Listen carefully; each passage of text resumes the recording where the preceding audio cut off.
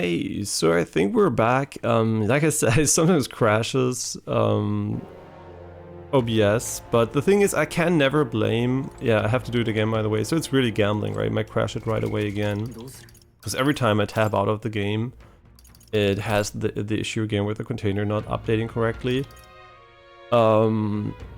Wait, maybe Alt-Enter did fix it? I can't remember if Alt-Enter fixed it. Yeah, really interesting. Alt-Enter seems to fix it. Maybe it doesn't go into... I really don't know actually what it is. Does the game even have full screen option? Okay, now we're in borderless. I guess that's why he's like... Yeah, so borderless doesn't have that issue. So we could potentially stream it in borderless, which has performance downsides. Yeah, but full screen now works too, right? So I hope it didn't crash. It's always a gamble with this game. I'm sorry about that. And I actually can't blame the game, right? Because we have an Intel CPU, and it's it's a 13,900K, so it's one of the broken CPUs basically. And I know it's broken too because I already had to downclock it to fix it. I'm gonna exchange it pretty soon again, and I'm also gonna build a new PC when the 5090 comes out. But the thing is, I can't blame any game for crashes at the moment. I mean, games where it's OBS that's crashing, the game is not crashing even, so I can't even blame OBS or the game, so I'm probably blaming Intel on that one, until I get a new PC and still happens, right? So yeah, sorry about that. There's not much I can do about that at the moment, but in a few months, 2 or 3 maybe, we'll have a 5090 PC and an AMD platform, so I hope that's gonna fix it. But, you know, in the meanwhile, we're gonna have to rely on hoping that it works. So what I'm gonna do for this playthrough, since it does crash also sometimes with the cutscenes, rarely so, thankfully. It looks really pretty, man, in here. And I am playing the game, I'm like, oh my god, this looks actually pretty as fuck. Yeah, very nice. Okay, yeah, so it works. There's a bit of delay on the YouTube stream, but I'm just gonna leave it open so I can see if it crashed or not. I don't like having movement in my peripheral vision, but it's kind of unavoidable now, so yeah, I'll just leave it open. Okay, so we're back. We're in this tavern in the one city where we went for a side quest, I believe. No, I think the main quest maybe. I don't even know, but we're gonna rest up for tomorrow.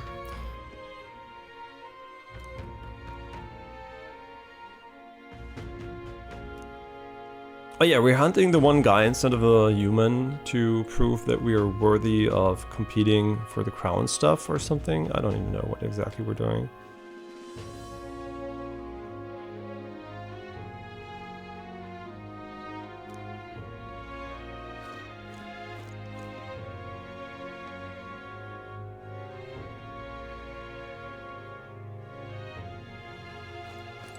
Okay, the Kind Tavern stuff.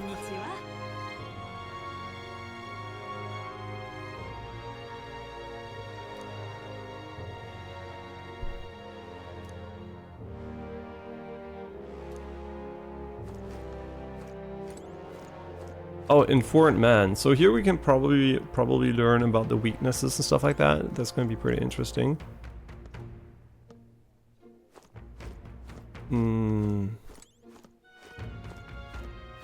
Yeah, by the way, 2 things I also wanted to talk about quickly. The first one is Zenizone Zero actually has problems with download speed for me, so I haven't been able to play it recently. It downloads so slow that it's like unplayable, right? I would have to wait an hour plus every single time for like a few hundred megabytes download. So I might be actually dropping the game after that because I just can't be bothered wasting my time on that shit. So yeah, really unfortunate they can't introduce that with the latest patch, and I hope it gets fixed. But if it doesn't get fixed, I'm out of there, man. I'm not gonna wait so long for some shitty download, and like download speeds from like I don't even know if I ever had that bad download speeds in anything, to be honest. It's like a retro torrent or some shit that hasn't enough people seeding it. And then the other thing I want to talk about quickly is, you know, One Piece. I'm a big One Piece fan, and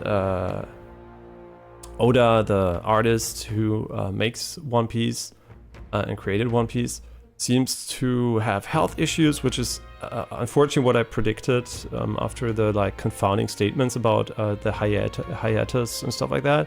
So yeah, unfortunately Oda seems to have health issues. I really hope he's going to recover well and it doesn't overwork himself too much, right? I think he should chill, right?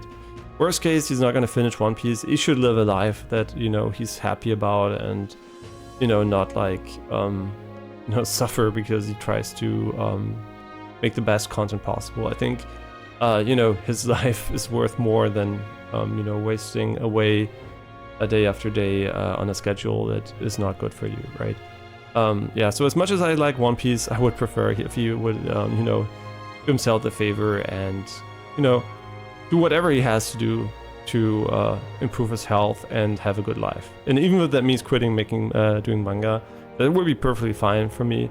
You know, I hate it when people suffer because of work conditions, and I think Japan is like it is not a great country to work in, and I think, you know, Oda is very, very a hard worker, right? He really wants to do the best possible product. When it comes to One Piece, it's like his, you know, his love child, obviously, and then unfortunately the industry he's in is like very, very pro overworking anyway. So it's kind of like this scenario where you're like in a position where you love to work, right? You want to do the best work possible, and also your employee is not caring about you at all. He's like pushing you and like everyone else to the limit. And yeah, that's not a good combination. I think in that situation where the employee wants to work too much, as an employer, you have to say, yeah, bro, you're not allowed to work anymore. You have to stop for today, right? So I think, yeah, the tight schedules and stuff like that is not really good. So I think it's like an unfortunate situation that really pushed Oda into maybe working in a very, very unhealthy way for himself for a prolonged period of time. And also he's getting older, right? So he's not that old. I think he's 49. But still, I really, really hope he has enough mental fortitude to say, hey, I love One Piece, it's, you know, it's my big work, but at the same time, if I push on too much and too hard, I won't enjoy my life, and maybe I won't have much life left either, right? So I really hope it's nothing serious, that, you know, that's something you can change, and that Oda enjoys his life a lot, right? And he doesn't commit it 100% to One Piece if that is, you know, making his life a bit more miserable, right? So I hope really he finds a way to see that, and as a fan, obviously, you know, I hope he knows we got his back, right? If he never makes another chapter of One Piece because he, you know, just maybe for health reasons or whatever reasons he doesn't want to or can't, that's perfectly fine. You know, you owe us nothing. You brought us so much joy with One Piece so far. So yeah, hope he recovers well.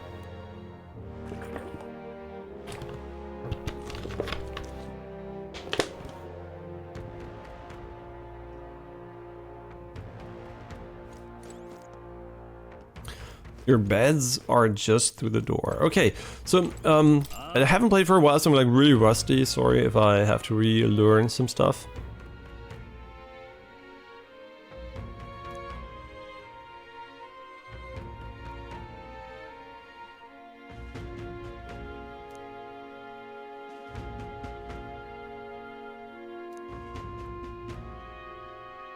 Yeah, I want information, but it doesn't seem like... Okay, we can't actually go back to him, so that's pretty unfortunate. The third square. Where's my room? Here? And also the idea today is not to talk too much, but to game, right? I wanna make progress in the game, get back into it. So yeah, all the yapping, quote unquote, I'm gonna try to do right now and keep it to a minimum while we play the game.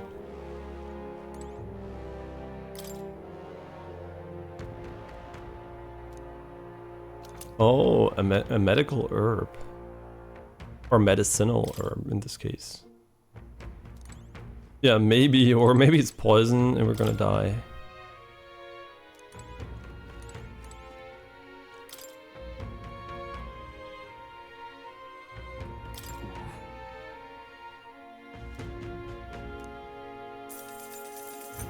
What? Really?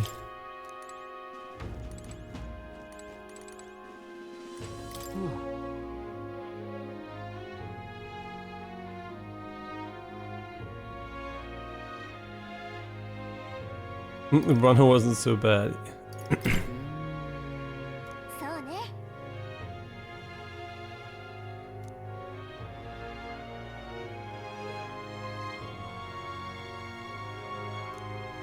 Okay, so the other guy stayed at the runner, and someone also has to pay attention to this. Did I forget to set the game category on Twitch? Ah, shit, did I? Wait. No, I put it right. Metaphor ReFantazio. Oh, you're blind. Yeah, it's Metaphor ReFantazio, exactly. The JRPG is back, and hope you're doing well, Noitalomi. I saw you play Factorio. Did you already reach space? I think they added like there was this huge update, which is basically people already almost called it Factorio 2.0. Is it fun? Because I did play Factorio back in the day, but it's such a huge game and such a time sink that it was like, I don't even know if I want to commit myself to it anymore. And great to hear you're doing well.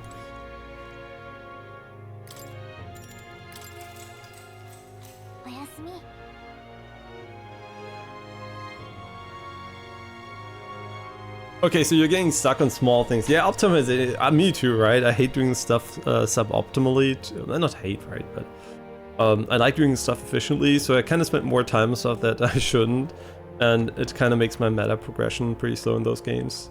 Which is maybe also why I don't play them that much, because I just feel like I'm wasting a bit too much time on meaningless stuff.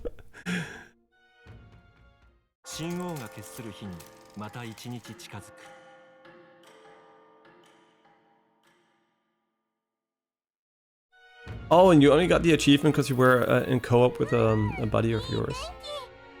Interesting. I never... Right, no, that's not true actually. I played it in co-op with a friend at some point. But for the most part, I think I played alone. Wow, what beautiful weather. I think I might have overslept though. The Krigante Castle. Oh yeah, let's. If you want to talk about current events, let's talk about the Mike Tyson match. I think these matches are, you know, they're a way to make money for older athletes. But to be honest, let's be real. A young person beat a probably pretty, you know, old and mentally and also physically ill person. In a boxing match, and that's, you know, for me this is kind of sad, right? I mean, yeah, it's nice for the money, but you can obviously tell that Mike Tyson, from his interview statements, I didn't watch the match, right? I just know his medical record stuff and his perspective on his current life. He's in a pretty bad spot, right? So yeah, I think these matches are like, they're show matches, but they're also like kind of sad, right? Because why would you want to hit someone that's already like very, very ill and just like worsen his condition? So all I hope is that Mike Tyson didn't get any more injuries and got enough money so he doesn't have to do this shit again, and finds, you know, a peaceful, you know, way to live and be happy instead of, you know, being annoyed by stupid media shit like this. Because it was, you know, to be honest, it was kind of nice to have, you know, this platform where was able to say what he wanted to say, right? Like, so people can maybe see that not everyone's in a good place, even though they were pretty successful at some point. So yeah, it's kind of sad just to see that, you know, people really care about the fighting part, because it's such a stupid thing, right? Why would you ever believe that a ill person that's old will beat a young person, right? I'm pretty sure most people that, if they train rigorously, for some time, would be able to beat an old ill person, right? There's no achievement. That's just sad, and I don't even want to watch that shit, right? Yeah. Really, really unfortunate, I think, mainstream event again, and I will not watch it for sure. I don't want to support that. I'm only talking about it because I read a little bit of articles about it, because it was kind of, how did I stumble upon it, because I don't follow mainstream media too much. I saw a lot of people playing Mike Tyson's Punch-Out, and I was like, hey, why are they playing Mike Tyson's Punch-Out today? Is there some kind of update? And then I Googled it, and then that's how I found out about the match, so yeah. Really unfortunate. And then I obviously did a little bit of research because I wanted to know the backgrounds and how people perceived it, if like Mike Tyson is doing well or not, because I was not, you know, updated on that. And after researching it, it's really sad. And I think you should just fucking leave him alone and not, you know, to do this type of event in the future. I think, yeah, it's great for the money, but the moral perspective behind it, I don't like, right? Like from a medical perspective, it's not a great look. And you only see, I saw an image where Mike slapped his enemy. Oh yeah, so he lost, obviously. Mike Tyson seems, like I said, he's not that old, like he's like 59 or something, but his medical condition and mental health is not that great as far as is publicly, the information that is publicly available. So there's definitely no achievement in beating him, right? It's not like you're even beating him at his current prime or something. He's not in a condition to fight, right? And I think that puts a very, very dark perspective on the match, because beating up an old sick man, like, what the fuck, right? That is not content. That is just bullshit. And I'm happy that he got probably a fuck ton of money for that. And that is also the only reason I think he would ever do it, right? Because he has no moral interest in it. But at the same time, also from, you know, like a safety perspective, I don't think that match should ever have been allowed, right? I mean, it's his personal opinion, yeah, but like this is a very, very bad look, I think, for a big platform. I think it was Netflix that initiated all of this. It's a very bad look for the platform to have this type of content front and center. I mean, a young person beating up an old person, that's ill, right? They just say it and you're already like, okay, that can't be like good content, right? Okay, unless maybe it's Putin, right? If you a boxing match between, you know, that I would watch, right? Like the Putin trial where you put him in a boxing ring against the current world champion or some shit, and just get beat up. That would be fun to watch, but there are not a lot of people who put in that ring, right? That would be real content, like Retribution or some shit. But otherwise, I think this type of content is too interesting to me. Yes.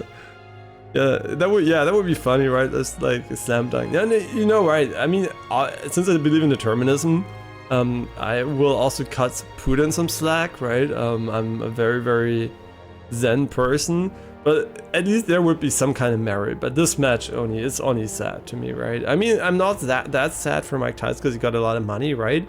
But the idea that people actually enjoy watching that is what makes me sad, right? Not the fact that both people probably got a fuck ton of money, but that people actually enjoy that type of content, right? Like, it's like, for me, this is so stupid. And the funny thing is, as far as I read, people were rooting for Mike Tyson, right? They were like, oh, he's gonna come back, he's gonna beat his ass, and he didn't, right? So maybe people just had false expectations, or they were like, you know, fostered in the wrong way. But yeah, it's kind of a sad situation. Okay, climbing the stairs in the Stairstone Market in the Giganta Castle. Yeah, I'm just like not a big fan of, you know, like harmful content, which it is, right? For the person, like in this case, Mike Tyson, right? It's harmful. For everyone else, was not harmful in a way. But oh hi, my little chicken.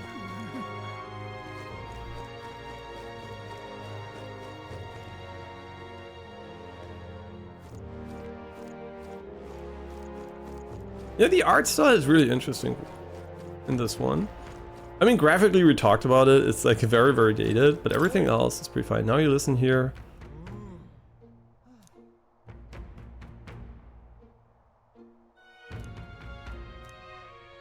Okay, this person seems also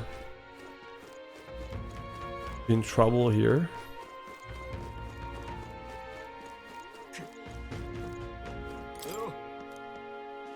There for some water, we won't find a more refreshing drink anymore. where else? So what does he sell?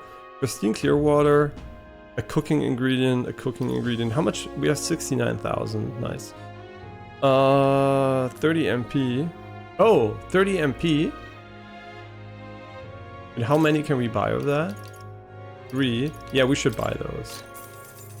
I think MP is very, very important in this game, like in all Persona games. If I'll play Factorio in the near future, I mean it is co-op, right?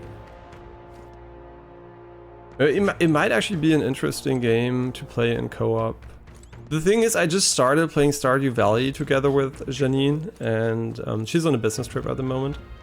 So yeah, and that takes up a fuck ton of time already, right? So I'm currently playing off stream Stardew Valley, and on stream I still have UFO 50 and Metaphor and a bunch of backlog stuff. So I don't know if I will find the time to really give Factorio the time it will need, because it's not. I don't think Factorio is a game you put on for an hour or two, and you're gonna get a lot of good experience with it, right? It has a lot of learning stuff and a lot of stuff I forgot too, and new stuff probably. I think investing not a lot of time into it would kind of do the game disjustice, right? And I don't even know how much fun it would be just to give it a little bit of time.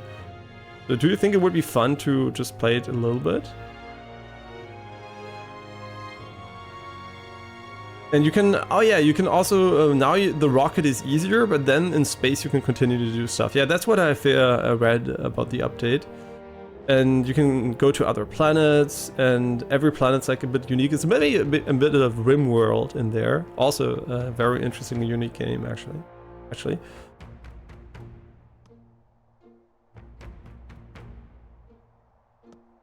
And you can even build spaceships. Yeah, that sounds really fun. I'm pretty sure Factorio is an amazing game still, right? It was an amazing game back then, but I just don't know if I have the time to invest into it. Like, already Metaphor is such a big game, probably. I'm gonna spend a fuck ton of time on it, especially if I play at this pace.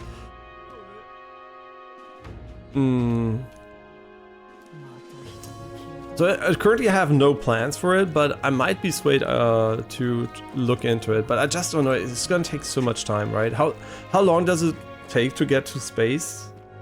To start the rocket, and like how much time do you think it would take? Yeah. I know. I have Factorio. I already played it a bunch. Not a bunch, but a couple of hours, right? Probably not as much as the average person, because I know people have played it for thousands of hours. Yeah, so I don't know, right? I don't know. I'm like, I didn't plan on it, but it's always in the back of my mind. If ever I'm bored, I'm pretty sure I could just fire up Factorio and just play it for 500 hours. It would be fun. Okay, I don't want to go and anything here. Okay, let's continue here a little bit. This game, by the way, the autopilot doesn't work because everything is like pretty unique, and there's almost no repetition from a what I do perspective. Can't barge in there. Okay.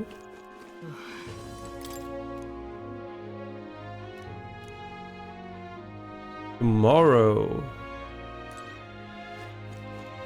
We're here to save them, and he's like, can you even handle the bounty? And I'm like, no.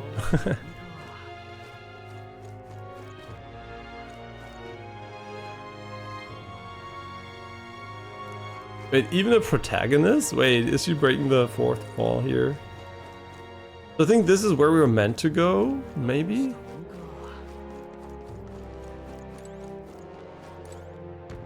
Huh? What? Oh, the poster. Abolish taxes. It's your money. Reclaim freedom for the commerce and for yourself. Sounds like something a merchant would come up with, but the more you think about it, the less sense it makes. What would happen to people who can't work? Okay. Oh, is she defending taxes? I mean, to some degree, taxes are necessary. it's more about how the money is managed. How much is wasted, basically.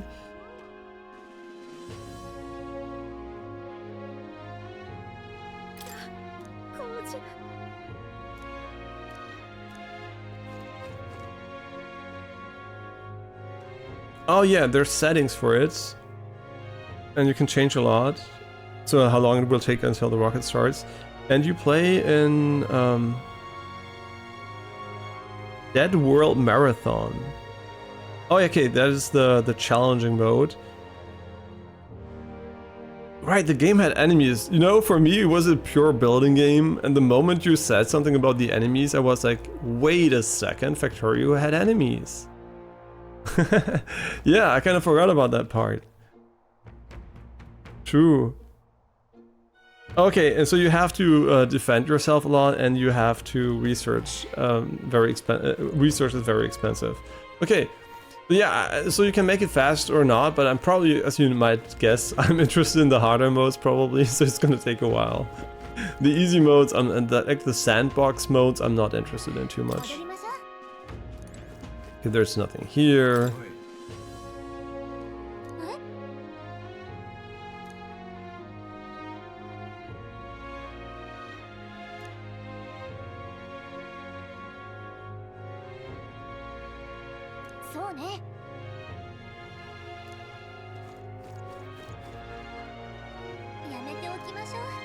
Okay, so we can't go here. Maybe later. Yeah, I'm pretty sure this area might open up in the future. Yo, when you sprint, there is no more motion blur and line stuff. They even, it's funny, they copy pasted Metaphor Fix's solution. So I wasn't sure they were gonna remove the motion blur or the speed lines. Right? I thought maybe they're gonna keep the speed lines, but they actually removed both. Just like Metaphor fixed it. Yeah, that is very, very curious, to be honest.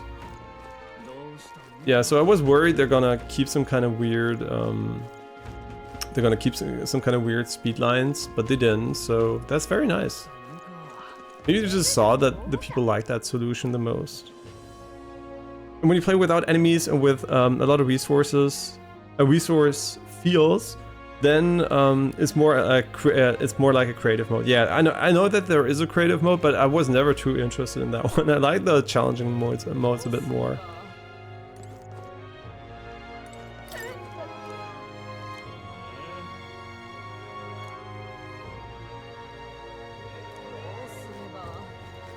There seems to be a bunch of kidnapping going on here. Oh, okay, this is an amber shop here.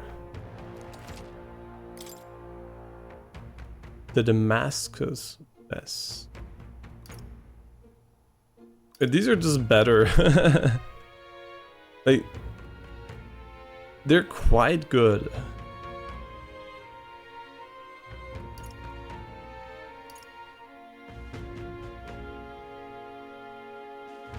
It's so expensive, right? 20k?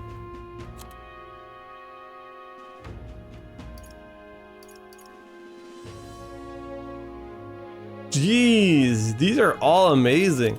But why do they have such good gear? But it's so expensive. I don't think I'm gonna buy it. I'm just gonna hope we're gonna find some shit. But when it comes to weapons, I think we could potentially do something else. So is there like some kind of tutorialization stuff in the game? Because we didn't play for like over 3 weeks, so I'm very much completely out of the game. So maybe we should just quickly read everything. Okay, so we can attack or reduce skills. I mean, that's pretty easy. And the turn icons, yeah. Okay, and there were like half turn icons as well. And we can retry the battle by using L. And we already said we're not going to use retries unless it's to save us time for reloading if we would die anyway, right? We're not going to cheese the game by retrying over and over until we have a perfect fight. So yeah, we're basically making the game quote-unquote harder. Because I don't like the cheating feature. It's a bit like in racing games. I hate rewind features. They're great if you're casual and you don't care, but like I think rewinding in games is kind of like, it's like cheating, right? And I usually don't like cheating in games too much. Skill selection assist. RT, move the cursor of enemy and weakness to a skill you have. Okay, yeah, that in this game for whatever reason is not as important as in the Persona games. And some enemies might have weak points. And then you can see the word weak. A score a critical hit against them will only decrease turn icon by half. Yeah, we're just like learning this stuff here. And next week, yeah, I know, next Wednesday, Stalker 2 is gonna come out. And I'm also pretty likely to play that on stream. Yeah, it's very, very likely. So my idea basically is to fucking grind the living hell out of Metaphor. So it's impossible, right? How are we gonna do that again? Yeah, there are too many games. It's just, I mean, to be fair, I'm gonna wait for Stalker 2's technical stuff first, right? If the tech is shit and there are problems, I don't mind waiting. But if it's perfect, I would like to play it right away. Not perfect, right? If it's good enough, right? If it has significant issues, I don't mind waiting for patches. But if it's like really, really good, right off the go, I will probably alternate between UFO 50, Metaphor, and Stalker 2. Yeah, it's very, very likely. But I'll also wait for the reviews, obviously, right? It's very, very likely if the game is good, obviously. And I mean, that's the base assumption, right? And then if the tech part is okay too. I'm not gonna play a broken game on launch if I have finished games to play. But still, I'm still waiting for Horizon. Horizon didn't get a single patch in months, even though it's still broken on PC. So I'm still waiting for the 5090 to carry that game without frame gen, which is a real shame, but I just can't be bothered playing a game that stutters like crazy. I just can't. Like, it's a mouse and keyboard shooter. I could play it on Game Pass again, on Gamepad, but I don't want to play Horizon on Gamepad. I mean, it's a good experience because it's like a PS5 game, but I just like FPS on mouse and keyboard. Not an FPS, like shooters on mouse and keyboard. Yeah, so Stalker 2 definitely very high on the very likely to play list, and also in a timely fashion. Yeah, looking forward to playing that one. I hope it's good. I hope it's good, but we don't know, right? In the early previews were good, but who knows? It could still end up being good and then bad. But yeah, guard, B2 guard, and consumes 1 icon. And greatly increases damage your character takes and prevents any weaknesses from being exploited. This prevents the enemies from gaining turns too. Oh yeah, that's good to know. And formation. Yeah, right, you can go forward and backwards. Those in the front row deal more damage with melee attacks. Those in the back row deal less melee damage, but take less damage from enemies. Okay, we know that. During battle, you can change your formation by pressing the keys assigned to up and down. Very nice. Normally an action consumes turn icon, but the result of the action can change the amount of consumption. If an attack is nullified or evaded, the number of turn icons consumed is doubled. Oh wait, I thought it instantly ends your turn. But it's just doubled. Oh wait, here. If an attack is nullified or evaded doubles, and reflect or absorb all. Okay, all turn icons are lost and the turn forcibly ends. So it's really, really bad idea to not hit the weaknesses here. After a swap battle has ended, nearby enemies may show up as reinforcements to continue the fight. Anxiety. In 2 circumstances, when they are ambushed into battle or when they receive a critical hit from an enemy during battle, allies afflicted with anxiety will be unable to control their archetype skills. Archetypes, right? Archetypes, the pronunciation. And attacks against them won't consume enemy turn icons, among other things. Pay special attention to this status. Element, okay. And there are a lot of different ones. Physical and mental. It's possible to be afflicted with both types at once. Yeah, physical status elements persist even after battle ends. Mental status elements automatically recover when battle ends. Okay, so physical ones are really, really bad and you have to get rid of them. And there's a bunch of them, right?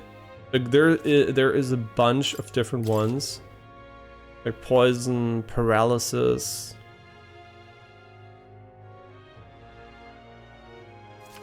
Malady. Additionally, HP and MP recovery effects are nullified with recovery amounts becoming 0. Jesus Christ, there's so much. Half of any damage challenge is itself as well. Additionally, while afflicted, resistance to dark is greatly reduced. Burn, additional damage is taken after being attacked. Frostbite, attack damage is greatly reduced. Okay, we're gonna look at those once they appear in game again. I'm not gonna do this every single time. Daze. Okay, the mantle ones. Daze, charm. Yeah, I mean, we'll see, right? Forget. Oh yeah, forget was really important. Sleep. Can't take any actions, and any physical attacks suffered are always critical hits. Rage, characters has high attack power, but damage from enemies is greatly increased. All actions become normal weapon attacks. Anxiety, an ally only element preventing the use of, yeah, we know this one. Archetype skills. Stun, an enemy only element, they cannot act for 1 turn. If you crush all your enemies without getting damage, you receive bonus XP from the battle. Oh my god, there's so many tutorials in the game. The pass action. Pass action cycles control through the next character while only consuming half a turn icon. Oh yeah, right. This can be useful when the current character skills are not effective against the enemy, or when you want to give a character with recovery magic another action. The most effective way to form a party is to consider the balance of attack, recovery, and assist skills in your archetypes. If you obtain information about the enemies in advance, you can rearrange archetypes to counteract enemy strength and strike at enemy weaknesses. Okay, cultivate your archetype strategically so that you may employ a wide range of battle strategies. You unlock synthesis skills. Synthesis skills are special cooperative skills. Cooperative skills available according to the party challenge archetypes. Access them by pressing A on a party member's turn. What? Oh yeah, I remember. In order to perform any synthesis skill, a second party member with a specific archetype challenge is necessary. Synthesis skills consume the collaborator's turn icon in addition to the active character's turn icon. Auto battling and tactical orders. You cannot give instructions to your allies during battle. During battle, you can also press R, the right stick, to engage in auto battle, causing your party blah blah blah. To change order, B order, find them, attacking the party. Yeah. Archetype stats. Each archetype has a set of parameters. These are added to a character base parameters, and the sum determines their stats in battles. Worth noting, this means some abilities can lose value depending on the archetype challenged. Archetype experience point. Archetypes rank up by earning archetype XP, AXP, which is only awarded to actively channeled archetypes. Okay. Jesus Christ. While in dungeons, the protagonist's method of attack depends on his weapon and can be changed by switching the archetype he has channeled. Different archetypes can change both the actions available to you and the protagonist's attack range. Keep this in mind when choosing an archetype for the protagonist. Advanced archetypes. Each archetype has at least one stronger, more advanced form you will eventually learn to study. Advanced archetypes are studied after achieving a higher rank with its corresponding follower. However, studying an advanced archetype will require both mag and ranking up the base archetype high enough. Okay. Squad battle with stunned enemies. When engaging a squad battle against stunned enemies, one party member will perform an advantageous initial attack. In addition, enemies remain stunned at the start of battle. Be sure to take advantage of this. Okay, enemy ambush squad battles. If you're attacked in a dungeon, you will be forced into a squad battle that begins on the enemy's turn, which is dangerous. Okay, hard. On hard, enemies receive additional turn icon in most battles. Okay. Unlocking skills in academia. Skill inheritance is now available. You can now spend mag to unlock previously learned skills and give them to other archetypes. You can individually set the skills for each archetype inherits. Okay, we're done here. Now we just have dungeon and basic control, cities, journey, and operation and system. Isn't that great? That's what you get for not playing for 3 weeks. You forget. And most of this I remember, but I just want to refresh it, right? So I don't forget about stuff I should know.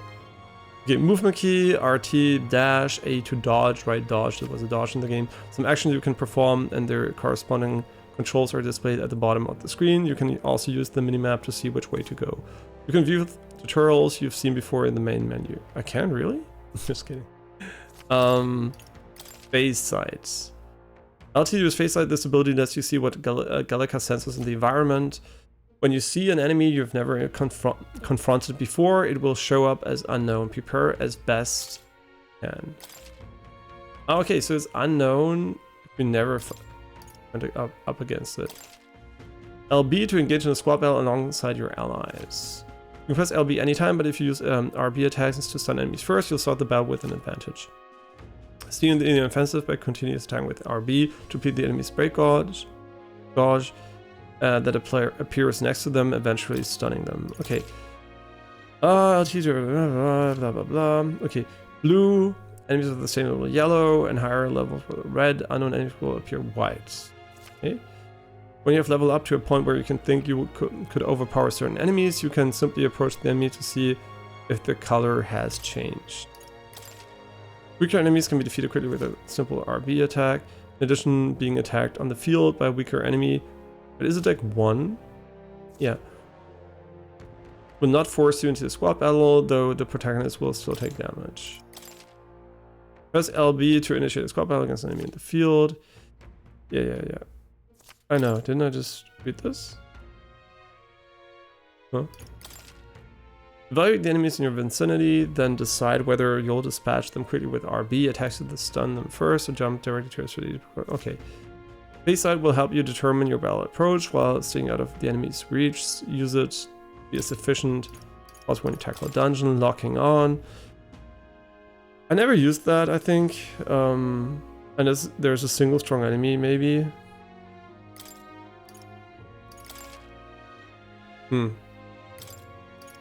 Sneak attacks on enemies. If you manage to successfully attack an enemy without being seen, using RB, there's a chance the entire break gauge will deplete at once. A chance, okay.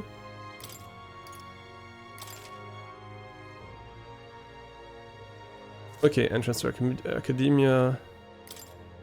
Man, that's a fuck ton of knowledge, man. Like, holy shit, this game has a fuck ton of tutorials. When moving, press up to use auto recovery. This will use a skill from a party member equipped archetype to heal the party to full health.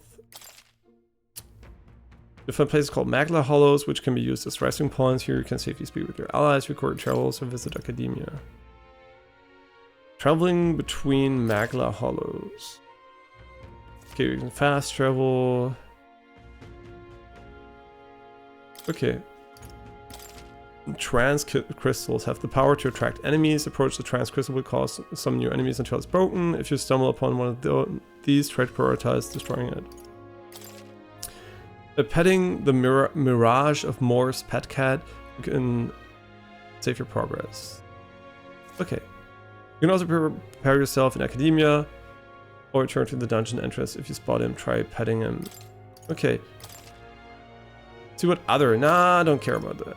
Making bounty targets appear. Some bounty requests require a number of enemies to be killed. Okay. You can see other travelers' party formation details from the time they cleared the quest. Well, no, I don't care about that. I don't want to know what other people. Cities. Oh my fucking god. Blade riding. Yeah, A to help on your blade to quickly ride through the area. You can also increase the speed by holding RT. Wait, holding RT? I thought it was... Wasn't it a toggle?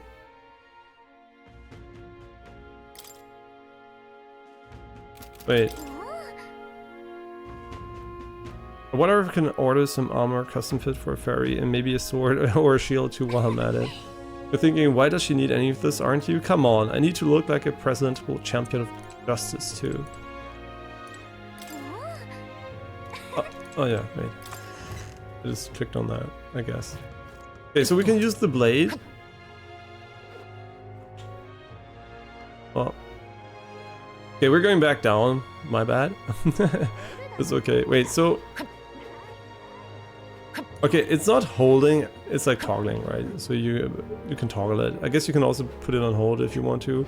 Yeah, I forgot about that mechanic. No, it's good we're doing the tutorialization again. We're not done yet, unfortunately, but... On days you don't visit a dungeon, you'll have enough energy left for activities at night. You can visit followers that are only available at night or hone your royal virtues. Gallica might have advice on what to do at night. Right, she's like our guide. Improving royal virtues. Your character is measured by 5 royal virtues, each of which can be increased in various ways. Courage, wisdom, tolerance, eloquence, and imagination. Okay. You might improve your virtues by working, aiding people, or testing courage, blah blah blah. Okay, access are the map. Major facilities include the weapon shop, armor shop, general store, and magic shop. What to know in town? Press X to open the local map, and if you're unsure what to do, press Y. Okay. Okay, requests can unlock archetypes.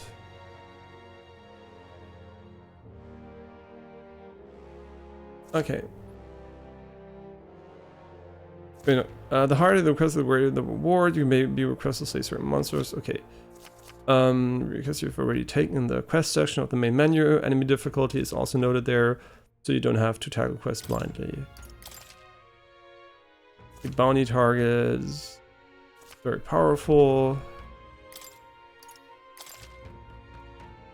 Popularity rating, archetypes. As metaphysics of heroes can sense the fame in their user. You grow more popular naturally and by helping out other people. In addition, mag proportionate to your ranking will be accumulated daily. And you can go there whenever you want. A mag exchange, and you can do it when the weather is bad. It's going to be better. Coronation rock. Okay, this is again the same. Informants. Informants can be found skulking in taverns. You can view information you've purchased in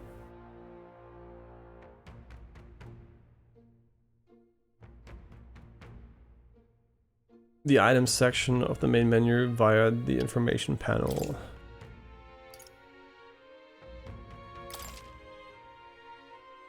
Unidentified weapons, armor, or magical igniters can be appraised. Okay. Oh my god, it doesn't stop. Deadlines. Expired. You can no longer acquire rewards for requests past the deadline, so keep an eye on your time. You can review deadlines in the quest section of the main menu. Academia and studying will be okay. Blah blah blah.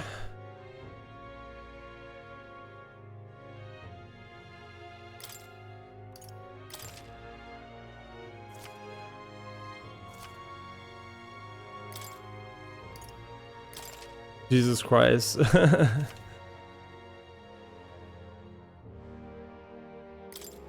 Okay, so what? Certain equipment can be taken to a church and purified. Okay, this is purification. Yeah, I don't care about that. Exploring town. Fast travel. After a day of battling, you don't have nighttime. Oh yeah, you can hear the follower voices. Royal virtues. You can now check the status of your royal virtues. Okay. Okay. Journey. Traversing the land. New areas on the city map. You can go there as long as you know a path. You can see how many days are required to reach a destination when you select it on the map. If the road there doesn't pass through an encampment, you can get there that afternoon. When you return to town from your destination, it'll be night. After attacking a dungeon, you won't be able to do anything else. You and your allies need to rest. Okay. Yeah, right, the Gauntlet Runner, the newest edition.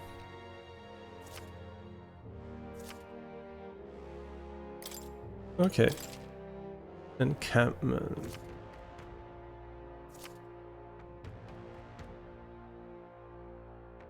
Okay.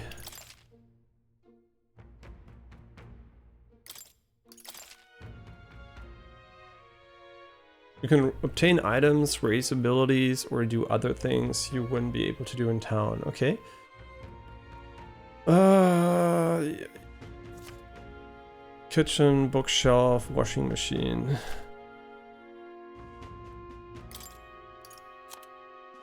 Mission periods, deadline has begun. Okay. Okay. Waiting for Forden to make a move. Okay, they're just like, these are old things.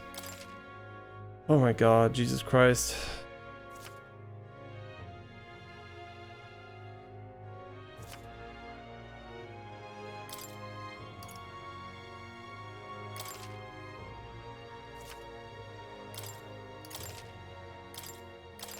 Oh yeah, right, you can just like press up to save.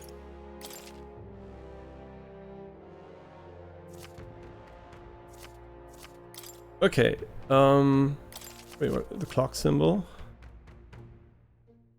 Yeah, okay.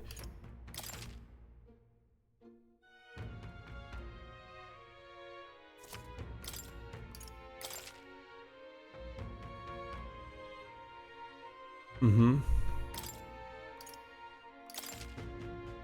Alright, we can study them anywhere, okay. And now we have experience. Sorry for this recap, by the way. It's like very long and not that interesting, sorry about that. But after 3 weeks I just have to, otherwise I will miss details and it will be really annoying. Items that grow your archetype in various places, similar to the hero's instance you receive from more. Okay. And this is just the basic shit, right? And now we obviously have all this stuff that's going on in game, like the abilities and everything else. But I'll just take those as we need them, right? I'm not gonna recap every single ability we have at the moment. We'll do that in combat, and then I'm gonna be like, oh yeah, this is that and everything, right? It's kind of interesting how much you learn when playing a game. I guess you only realize how much you learned when playing a game when you come back to it later. And you don't start from scratch, right? Because if you start from scratch, it's going to become available one at a time again. But if you just jump right in the middle, there's so many mechanics you might have forgotten the details from. And yeah, that's when you realize how much you learn when playing games. Like how much information is stored.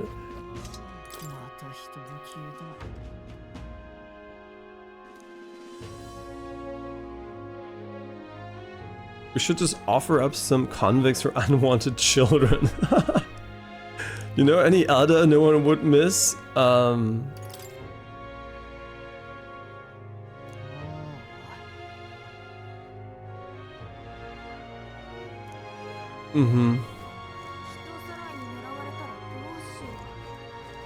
I'm like a little bitch, I'm gonna tell on him. Oh my god, there's so many people I can talk to. Okay, it's not really easy to talk to them when you're on the hoverboard. Rich, poor, man, woman, hell, even child, it doesn't matter to them, they're ruthless. Okay. I wonder what would happen if we have the 8-directional movement fix not enabled. Like, what exactly would be broken? I don't know.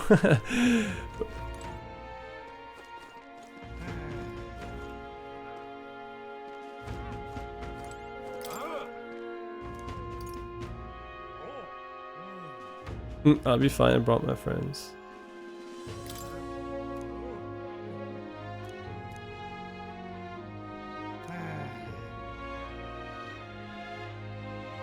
I can command illusions.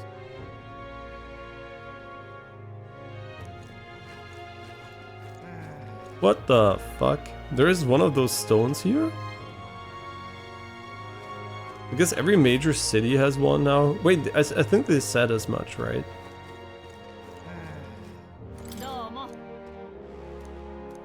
I'm all out of meat today. Looks like she's not all out of meat. I think she's lying. I think she has a lot of meat. Meat left here. Need to get out there and restock, you know. Do come back another time if you're craving some meat. Does she crave meat? I don't know, she's talking so much about meat. What do you want? Oh yeah, and also when while cleaning out and sorting out my grandparents' house, basically. I also found my grandfather was like a very active tennis player who really enjoyed playing tennis, and I found all his tournament records. He like kept track of them on paper, of all his things. He also won a bunch of them. It was really funny to see all like his, you know, like stuff, all the stuff he kept, you know, all the records. And also it was really cool to see all the engineering stuff, because he was like an electro engineer. And there was a bunch of stuff, and since I also did also a part of my education and studies was also electrical engineering. It was only a subset, right? It was a small part of it, but I still learned all the stuff basically, which is why the studies were kind of fun, because we learned so much in-depth stuff from different fields. But it was really cool to see his study stuff and to go over it, because I understand it, right? Because like I learned it too, and just to see that we had like so much in common. But at the time when I was studying, he already had dementia, so it was not, we never could talk about engineering stuff too much.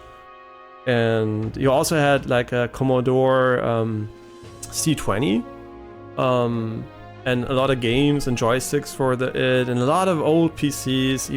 He was like always at the forefront of technology, up until he got dementia, right? So yeah, it was really fun to go through the old hardware stuff, and as a tech nerd, right? And also seeing ampere and voltage meters, like ancient ones that were still in leather cases. And yeah, it's just like, it was really fun to see all those things, and also like their travel stuff. And yeah, it was a really nostalgic experience.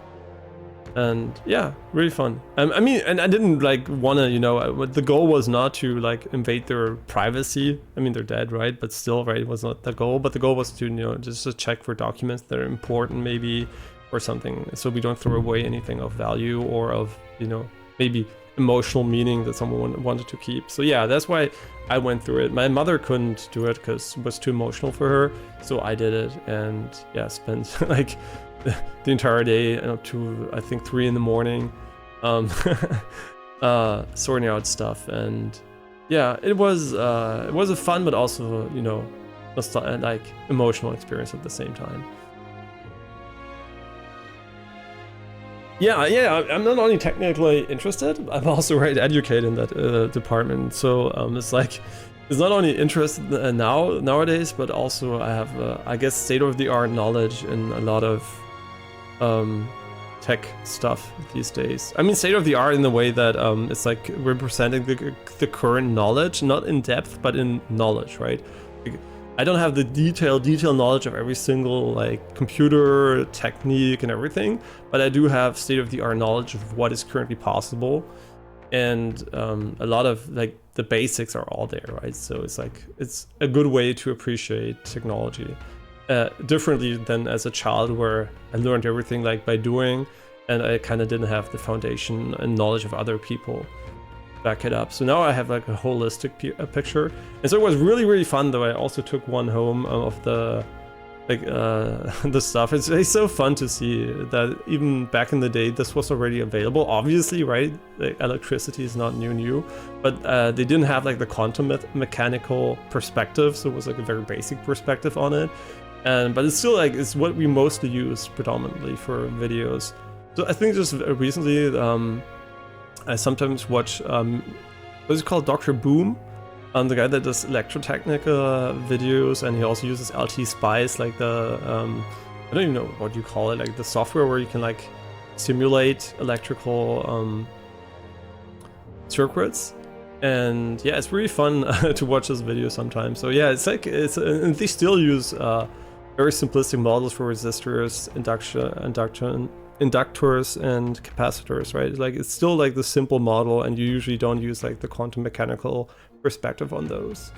Yeah, but it was really fun. It was really fun to see these things, and also had like an inspiration for a potential vacation spot. They had like one favorite resort they like to go to that also has a star kitchen in it. And yeah, they really went there a couple of times, and maybe one day I'll go there just for nostalgia reasons to see how it is. I mean, obviously it's not going to be the same cooks, but still pretty fun. Yeah, really was interesting, and so much tech. Like, my grandfather had so much retro stuff, right? For retro nerds like me, right? It's so funny that I can appreciate that now, right? I mean, as a child, I would have appreciated it too, I guess. But still, it's like it's cool that I can appreciate it. I could also be a non-tech guy and just like see all that shit and be like, yeah, what the fuck. But I'm like, yeah, I can see it, right? I can know what it. I know what it is for. It's like so cool. Yeah, just having some kind of connection to it that is not related to just like, you know, what he told me, but having all this just be part of my life anyway. Yeah, but yeah, that was basically a fun experience. I just wanted to say that, and I don't know how I thought of it actually. It was fun. We came to see the King's Rock. Yeah. And now we should get Mag, right?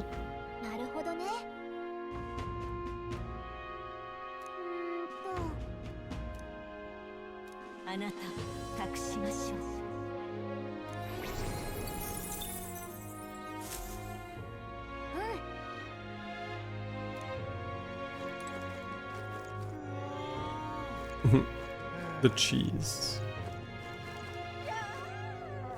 A lot of cheese here.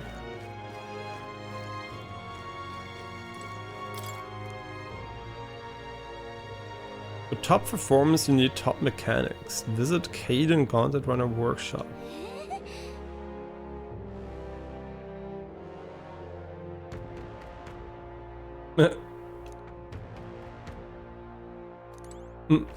I mean, that wouldn't be fun, right? If there were not a bunch of weird candidates.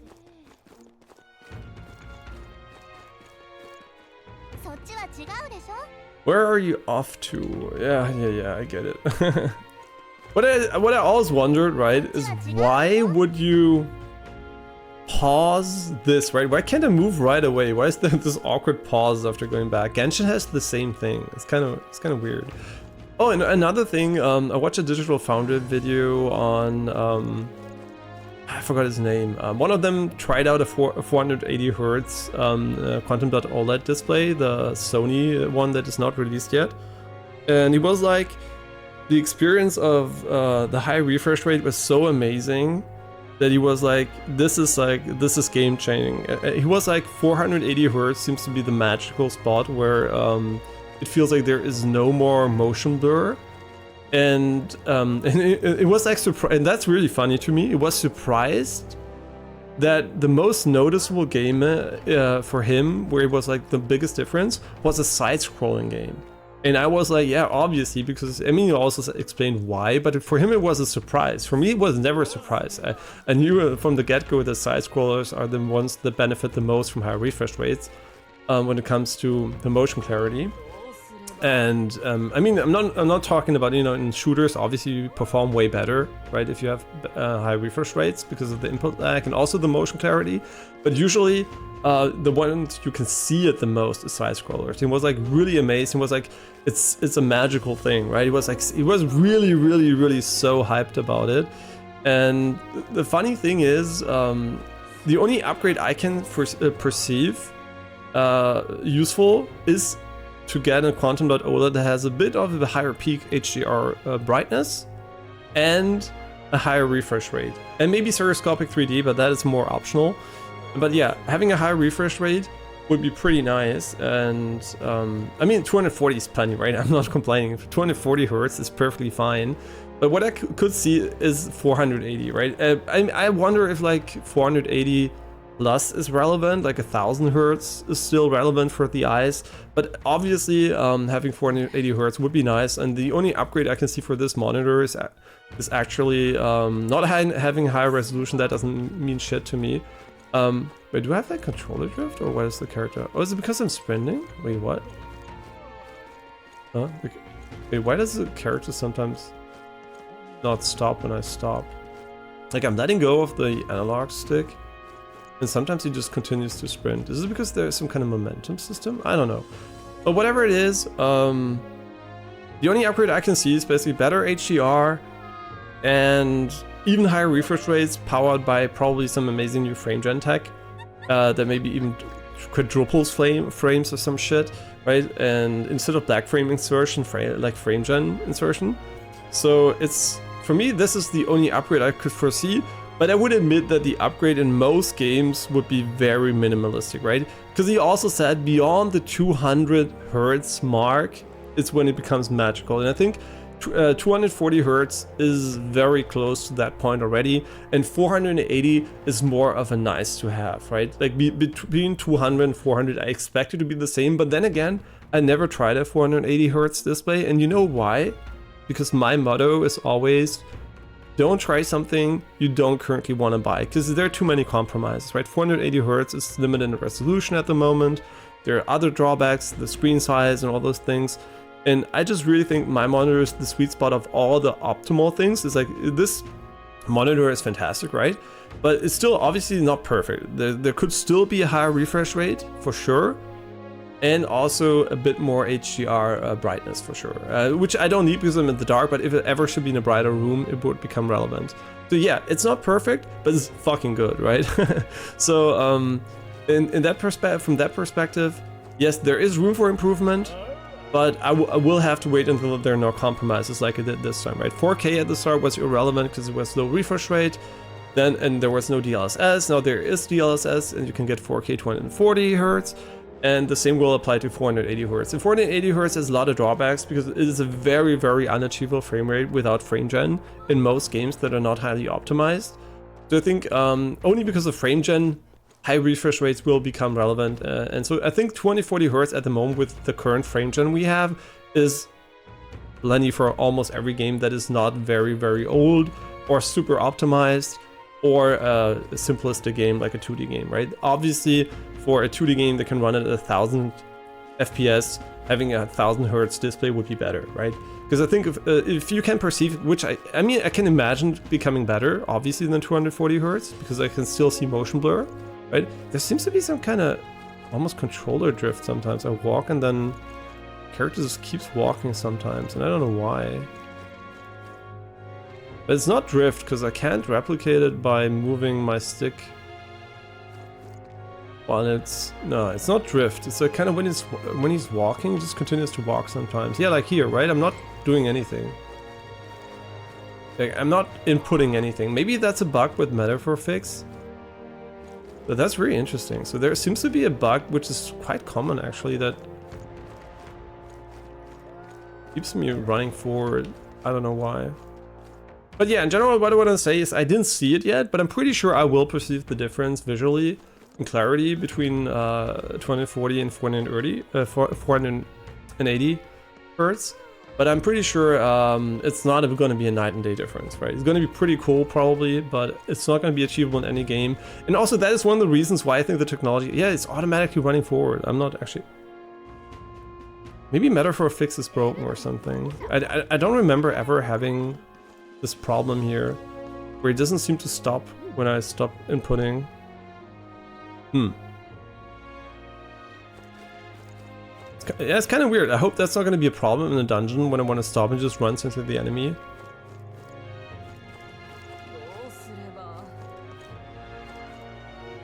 Kind of weird. Okay, yeah, but what I wanted to say basically is it's also not achievable in every game, and I think you want to have a frame rate cap that is achievable in, let's say, in like 90% of your games, right? If you have like a single game that runs at 480 FPS and everything else runs slower, you're gonna feel like, ah, yeah, now everything else feels like shit, right? Why is it running automatically though? And now it's stopped. It's so weird. It might have to do with metaphor fix or something. Yeah, the auto input forward is like kind of stops at arbitrary moments too. Interesting what you notice when you just like casually run around without any meaning. But yeah, now we're gonna play the game. Like I said, I try to put all the yapping at the start of the stream. Just because we didn't stream in a while, I like to do the catch-up part. Yeah, so 480 hertz at the moment, not that interesting to me because I can't achieve it in most games.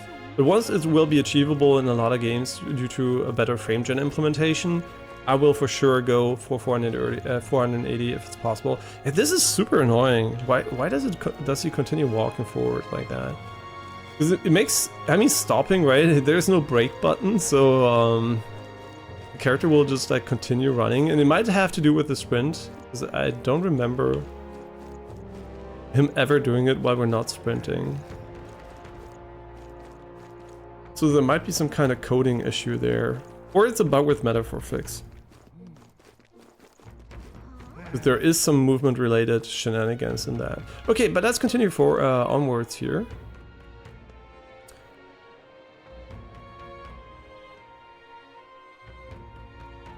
Yeah, exactly. Like there is like obviously an inverse correlation between the gains, which is why there is not a big difference between 240 and 480.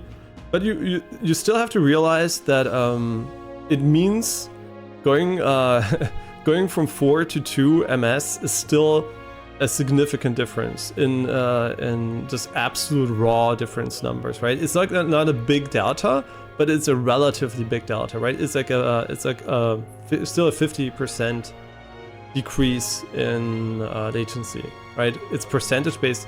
It's still pretty big, but you wouldn't think it is that relevant. But the thing is, it's not about ms, right? It's not about the reaction time. It's not about that. The reason why it is a magical, I think, barrier to go from, and also why CRTs are better, is because of the sample and hold motion blur.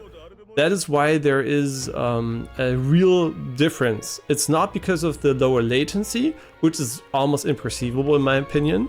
I think the latency, perceived latency, like the actually like really consciously perceived latency, like the subconscious part might be better for sure. A lot of people don't realize that a lot of stuff is subconsciously better. And I think that's what a lot of people don't see when they go from 120 to 240. But what I think is visible is the reduction in sample and hold motion blur. We're not talking about latency, we're talking about perceived motion blur, right? Motion clarity. And that has nothing to do with the latency. The only reason the latency is relevant for that, quote unquote, is because it means you're gonna have the sample and hold picture is going to be shown for a shorter period of time, leading to less sample and hold motion blur. Like your eyes will stop less and induce less motion blur because of the confusedness, right? If you don't, I will maybe reiterate that because a lot of people might not know. When you have a sample and hold display, what does that mean? That means there is constantly a picture on screen that gets refreshed with the refresh rate, right? So every 60 Hertz, you get 60 pictures per second, but you're going to have 60 pictures always on screen, right? You're going to have image, image, image, image. And a CRT works differently. What you're going to have is image and then nothing, right? It's just a flash. You're going to have 60 flashes per second. So they're going to be 60 images shown, not continuously, but in flashes, right? So there's a kind of strobing going on. That's why you have CRT flickering. That's why some people get headaches from it. And yeah, but the downside is of a sample and hold display, as soon as you have a moving image, what happens is the pictures are shown that are stationary, one after the other, and your eyes are pretty fast. So, I mean, pretty relatively fast, right? So with 60 Hertz or anything like that, like 30 Hertz or something like that, or even 240 Hertz for that matter, your eyes are gonna stop, move, stop, move, stop, move, stop, move the entire fucking time, and that blurs the image because your eyes are not tracking the object like you want it to be tracked, right? You want to have like a smooth tracking motion for your eyes, but your eyes are too quick, so they see a still image, they stop, they move, they stop, they move, they stop, they move. The entire time, you have so many micro adjustments in your eyes that you don't notice, right? Your eyes all constantly are shifting, right? So, there are a lot of micro adjustments that are not perceived, but they have a real effect on the meta image quality. Like the image processing of your brain is not capable to compensate for that because it's a highly unnatural thing. In the real world, there is no stop motion picture, right? It doesn't work like that. So that is why sample and hold motion blur is not really related to the latency, but to the amount of images shown. And what we do too is like black frame insertion, which is basically like some kind of strobing, because if there's nothing, your eyes will not stand still, right? If it's like image, nothing, image, nothing, image, nothing, your eyes will usually ignore the nothingness, because that's what blinking also kind of does, and just keep tracking just keep tracking the information correctly. But the problem with black frame insertion is that it also needs a high refresh rate. The thing is, every frame you want to refresh can be black or not, right? And it also will add strobing because it will be black on, black on. So what I always like postulated is that in the future we'll have some frame gen as better version of black frame insertion to make sample and hold displays better. And at some certain refresh rate, your eyes will not be fast enough to perceive the standing still image anymore. And I think people said it's going to be the optimum. It's going to be at 1000 Hertz, I think, to match a CRT. But matching a CRT doesn't mean it's optimal, right? There will be, obviously, physiological differences between every single human being. So some people might perceive it sooner or later. But I would assume somewhere between 500 and 1000 Hertz is my intuition. The eyes will not be fast enough to perceive the stationary image anymore.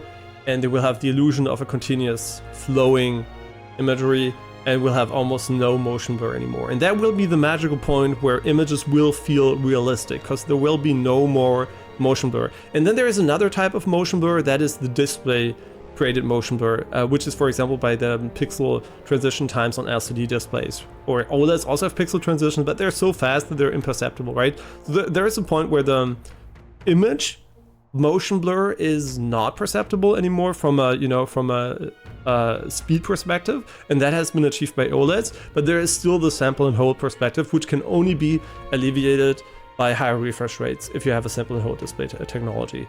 So that's why we need actually high refresh rates to get the quote-unquote realistic fluidity without any artificial motion blur, even if the pixel response times are fast enough on OLEDs as they are, right? A 60 Hz OLED is worse than a 60 Hz LCD for your eyes, and the reason is, and that's really unfortunate, not having, how do you explain this efficiently?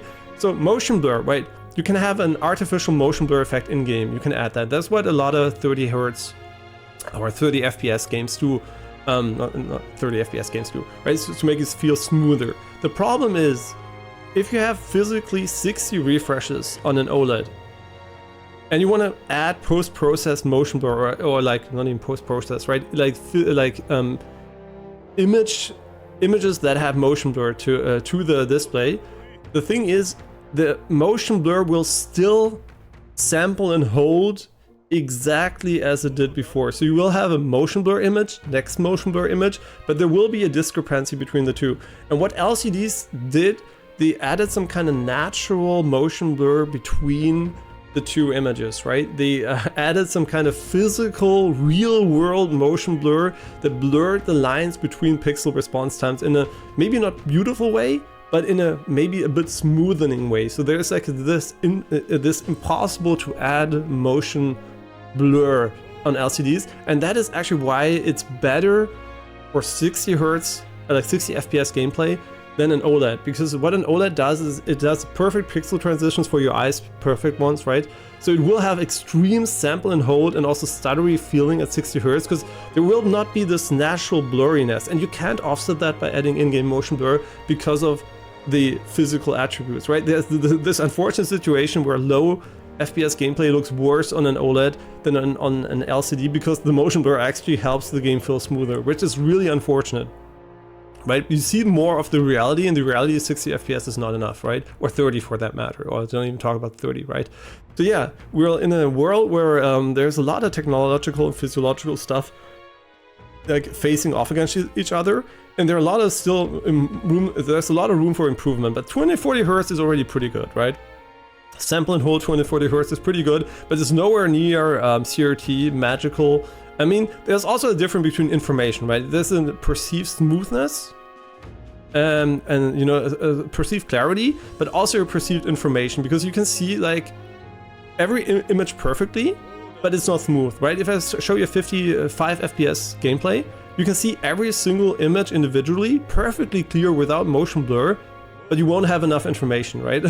So there's also this aspect that black frame insertion, for example, can disable sample and hold motion blur, but it will not add enough information, right? So it will still feel choppy. There's choppy and blurriness, and all these things together just lead to a situation where with sample and hold technologies like OLED and LCD, we need more refresh rate. We need at least, probably I would estimate 500 plus to achieve maybe the illusion of perfect motion clarity. Yeah, it's kind of really stupid, right? It's like, and that's why frame gen is so interesting, because it will just add a bunch of great artificial frames that have information and also less sample and hold motion blur. So yeah, that's why I kind of, there's an in-depth dive here maybe a little bit, but yeah, that's why it's not as simple as just like looking at the latency. yeah, so sorry for the wide swing here, but it's kind of hard to like, pick up for everyone. So it's like, that's why I try to start at a little bit lower level and just like explain everything a bit more. Yeah. Yeah, what's that? Was that helpful not to tell me? Was it maybe you already knew all that, but yeah. Yeah, the thing is, yeah, the technology inherently is bad for eyes, right? Sample and hold. I mean, there's the thing is, flickering is shit for your eyes too. Flickering can induce headaches. It's like strobing is also not great, because it really shows there's some kind of fatigue for your eyes when they're strobing, because it's constantly on, off, on, off, on, off, right? It's not natural, right? Sample and hold fixes that, but then has the problem that there are not enough images. And I think the easiest solution we have as humans at the moment from a technological perspective is actually the 480 Hz OLED displays, right? 480 Hz OLED I think fixes that issue, but then we need more frames. So the frame rate is super important too, right? So the thing is, we need more frames and we need the display technology. And otherwise we could just go back to CRT and have lower frame rates, lower resolutions, which the funny thing is, right, I always argue that CRTs have great low resolution scaling, because they do, right? Pixel art on CRT looks so different than on LCDs because it's not grid based, but it's like it's a completely different technology. But the funny thing is, it's just a transformation function, a physical one, but you can still emulate it in software. And this, I guess, is what like DLSS is starting to do a little bit. So yeah, I don't think that is a real unsolvable problem for sure. I think there's more of a scaling algorithm problem. And the funny thing is, it will end up, I think the most likely scenario for the best display we'll have is probably the 480 Hz OLED at the moment, if you want to have the best of all worlds at the moment. But in the future, it will be probably 4K 480 Hz, right? 4K 480 Hz, I think, for a moderate distance relative to the screen size, with also obviously 480 FPS, will lead to a human eye, like imperceptible like motion blur and stutteriness, right? I think at that point, the limitations will be there. And it's kind of interesting because people always assume we don't need a lot of FPS, but because of the basic technology we're using for a display, we need a bunch of FPS. And the only alternative would be some kind of strobing stuff, which is also not optimal. So yeah, I mean, yeah, there are also like human brain interfaces and stuff like that, but that is beyond our scope, right? There are better solutions which we can't achieve yet. There will be amazing solutions in the future for sure, but what we currently have, we need just more FPS, and I think we achieved that with 480 Hz OLED. And now we just need that at 4K, amazing HDR. I mean, HDR is already seemingly pretty good on those. So all we need is a 4K 480 Hz capable display, graphics card, and also like connection obviously between the two, so you have enough bandwidth. Yeah, so it's kind of not that easy, right? And obviously now you're on console, you're playing with 30 and 60 FPS, and you're like, well, what about me? And the bad news is, unless someone invents a very, very good frame generation technique that is like available on every console, you will have to live with that problem, at least I would estimate until the PS7, to be honest. PS6 will probably achieve 60 to 120 FPS gameplay with frame gen-esque architecture, and probably a bunch of games, to be honest. But that is obviously still in range of the motion blur stuff. I think the most likely scenario you will get rid of motion blur is by having black frame insertion on your TV or something like that. Like, yeah, that is the most likely scenario for PS6 having a bit more motion clarity. Is just like black frame insertion from your TV or display side, which is not optimal because it's strobing, right? But yeah, on PS7 I could potentially see us solving that issue completely by having enough sophisticated frame gen stuff and base frame rates and different rendering methods, right? Like neural rendering, all those things will be so much more efficient. Because the thing is, right, it's funny because what is going to happen in computer graphics, right? I'm some kind of mega guru that nobody listens to, but maybe some people should, because I think I'm pretty right about those things. But we'll see in the future, right? Now I'm just talking. What's going to happen with PC graphics is pretty simple to understand. We're going to race to the point where we'll be able to achieve photorealism and artistic freedom to 100% of human cognition. So that's going to happen, right? We're going to have a certain fixed display size. Like for example, let's say 4K is the target. We'll have a perfect 4K. You can display anything you want scenario, right? That's basically what we're going to have. So you can produce any image you want to achieve at a playable frame rate. That's what's going to happen, okay? And then once that is achieved, there is no more merit in investing into visuals. Then it's all gonna be optimization. And that is where, I mean, both are gonna come hand in hand, right? But there's gonna be a point where we'll achieve this goal, right? And once that goal has been achieved, all that matters is optimization. And that is where I think we're gonna get a very, very, very good, frame rate. We're gonna get very high, consistent performance, and everything's just going to be quote unquote perfect. It's going to be more and more optimized because there is no more reason. But then obviously we might have a lot of disruptive technologies from the outset changing so much that these predictions are irrelevant. But that is the future, right? At some point graphics are not going to be that interesting anymore because they're going to be quote unquote solved, right? But that's and that's a pretty far away still, not that far actually. But then the optimization is going to kick in, and then it's going to be about making that happen on your phone, making that happen on a cheaper console. Yeah, so PC is going to be the forefront of that. So when would I assume that PC is going to be able to do that? Maybe in 10 years, right? I think in 10 years, it's conceivable that a PC will be able to display arbitrary information in a real-time rendered way. I mean arbitrary not from an CPU rendering object perspective, but from a visual perspective, right? Like it will be able to display images that just look realistic or like artified, right, to a degree that the artist wants. I think in 10 years there will be that will be achieved. But then obviously there's stuff like simulation aspects, like right, you could spend your entire performance just on simulating a little bit of water, right? So there's going to be a lot of simulation systems which will be completely overhauled with AI too, for sure. Like just like prediction things. For example, if you think what your brain can do in your dreams, like how you can like imagine fluids and smoke and all those things move, and you don't have a lot of processing power, right? So you're using very simplified models, and that would be very good for computing too, if you could just like achieve those there. But at the end of the day, the good news is it's coming way faster than we thought it would. I mean, maybe some people were optimistic, but I was always pretty realistic about it. Even look at this texture, man, holy shit. Yeah, we're just playing a game from 10 years ago, so don't mind that. I mean, 10 years plus ago.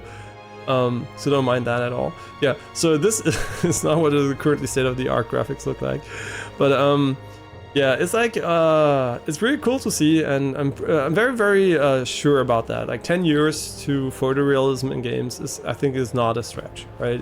It is very, very likely, and that is the deadline, right? I'm not saying it's not going to happen earlier. I'm saying at the latest in 10 years we'll see photorealism on PC, high-end PCs. From a visual perspective. It doesn't mean it's gonna be perfect, it's just gonna mean the illusion is gonna be good enough, right?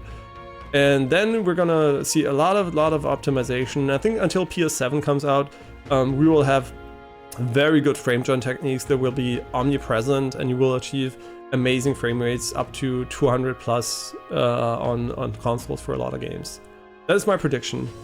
And if AI comes sooner, this is all hot water anyway, right? This is assuming human progress. If we assume AI-based progress, we could literally be playing in a completely different game in 5 years, right? If AI emerged today and it would start working today, we could see a different future, right? This is human progress-based estimation for 10 years, with AI as a helping tool from what we currently achieve. This is without AGI, basically. Yeah. Okay, this is basically the idea here, and you could imagine that in the future that we only stream games. I mean, the problem with game streaming still is latency, right?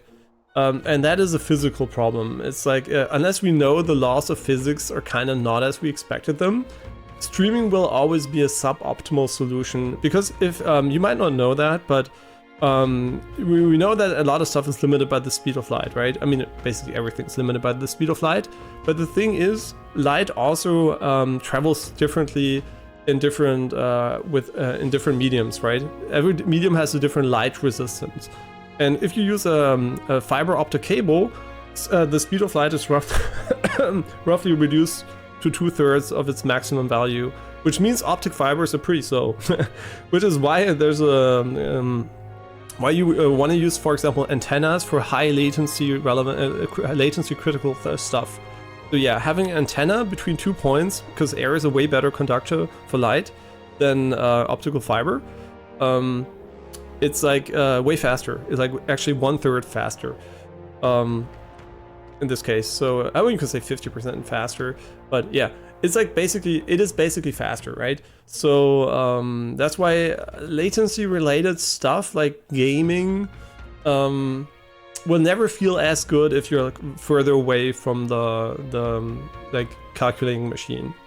But what I would assume is that streaming AI background stuff like physics, what is not that latency relevant, there will be some kind of like a cloud hybrid infrastructure, which we have seen coming in, I think it was this one game on Xbox where they were like doing the physics in the background and rendering in the foreground. And the funny thing is that kind of never took off at the moment, but once the rendering load, especially for AI stuff, will be so high that it can't be done on machine, there will be some kind of interest in off-sourcing latency uncritical stuff to bigger servers. So I think a hybrid approach is very, very likely. Like, for example, like if we use internet, we locally store web pages for browsing, but we don't store the entire internet locally, right? So that's already happening where it's like sensible. In games, it's a bit more complicated because having a server infrastructure that is reliable and consistent per game, and also like makes the longevity of the game kind of risky, because you know, in 10 years, if the servers are offline, you will not be able to play a game anymore. So there must be some kind of good and robust like industry-wide solution, and that's going to take a bit to happen, but it's for sure going to happen in my opinion, because like not sharing rendering resources is is wasteful, and I think it would be pretty cool if there was a good solution. And yeah, of course, continue playing and continue eating, and now we did the yapping, and now we're gonna play Metaphor. Sorry for the introduction here. Like I said, I love tech, I love philosophy. I'm just a nerd, man. I'm sorry. I know that I'm not only a gaming nerd, I'm like actually a real nerd that likes stuff that still people consider nerdy these days, because gaming is not nerdy anymore, right? When I was young, gaming was nerdy. Now being a tech nerd is still being a tech nerd, so because a lot of people game, but not everyone's like into tech, right? So, and both together combined, and also like sports. I'm like such a weird person, but for whatever reason, I think I hope I did an okay job at explaining a little bit tech again today. Okay, unfortunately I don't have a PowerPoint. Would be easier, right, with examples, but I'm not a tech YouTuber. Okay, yeah, have fun, not let me try. Thanks for dropping by, and we'll play Metaphor now. Yeah, tech. And then people say they have free will, and I just get triggered into talking stuff I like talking about.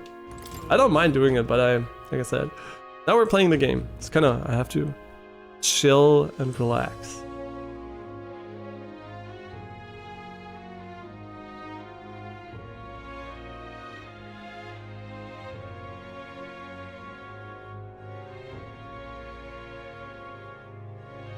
The poor bairns. Okay, how do I like this oldish English there they're going for? Not sure I like that too much. I think it's kind of always weird if you add like this. If it's not a historical game where they try to be in the Middle Ages, but it's like a fantasy world, just let them talk normal English, right?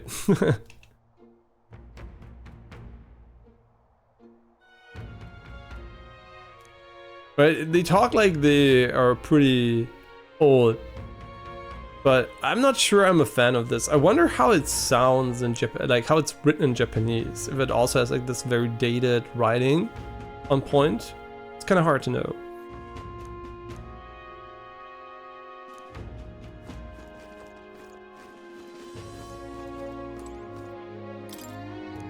And also, obviously, we talked a lot about frame rate, refresh rate. There is obviously a lot of talk about frame times, and they're way more important than frame rate often. So obviously perfection in frame time is quintessential to anything working the way it should, right, from a fluidity perspective. Yeah, stuttering can also be caused by frame time inconsistencies, and I think this is actually the most stuttering you see on high-end systems these days, especially with the UE5. So frame time is so important, and they really need to get a handle on those. And I still want to mention Doom Eternal and id Software for their outstanding optimization, right? Like they are like the visual to FPS ratio on these games is insane.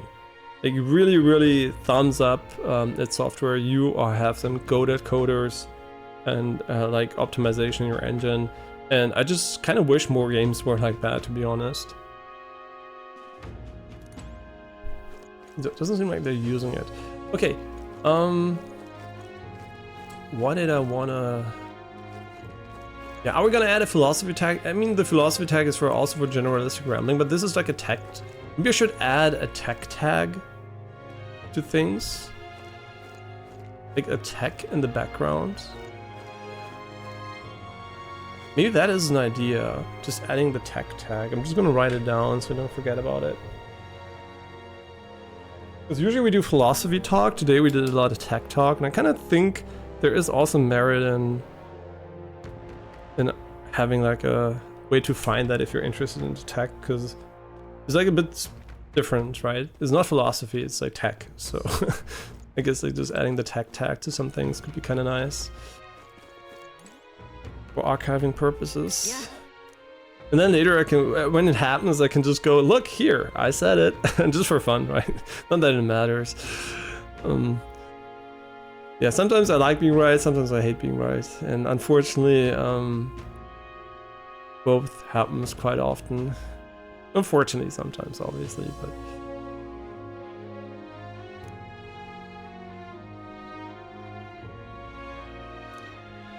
Okay. Wait. Yeah, I just want to talk to him too.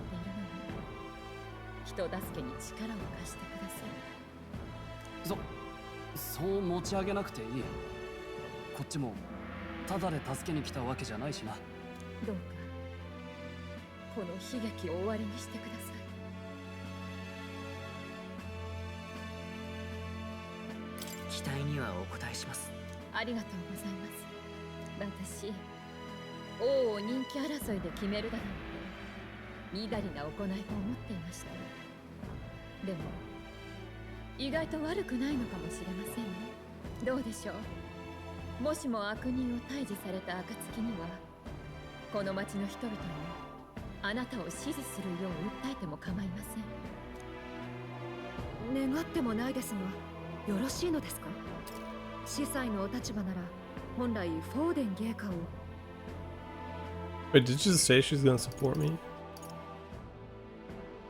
Oh yeah, that's cool. I mean, yeah, obviously the game's gonna revolve around us gaining support, right?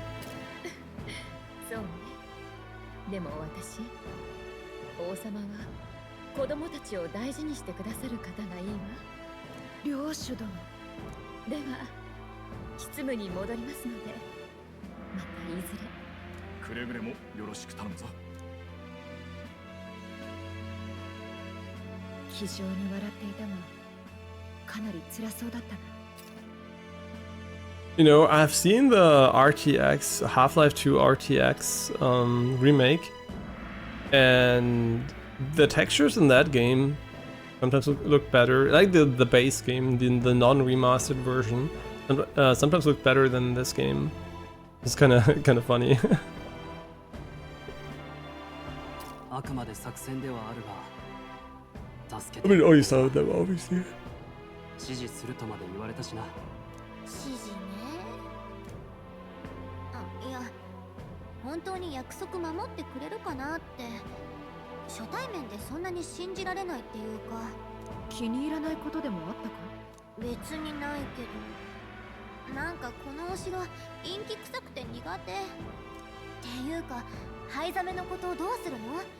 根城は巨大なオオスナムシが出る場所なんでしょ？だが町へ来てたびたび人をさらうということは逆に考えれば危険を確実に避ける手立てがあるってことだろう。まずは町で話を聞いて回るか。と言っても事件のせいでだいぶ人通りが少ない。店や酒場を回った方がいいかもしれないな。行きましょう。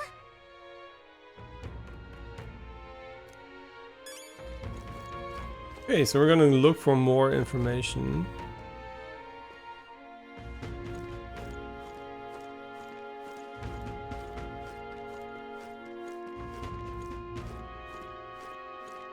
Yeah, we're really gonna try a Zenith 1-0 later to see if it patches, but if it doesn't patch, I think it's gonna be GG for it.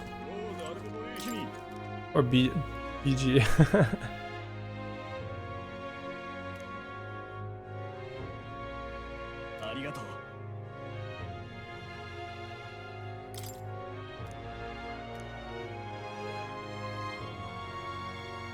そうね。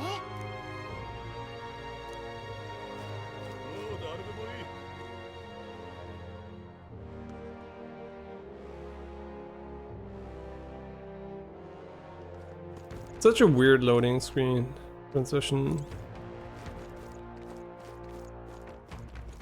何？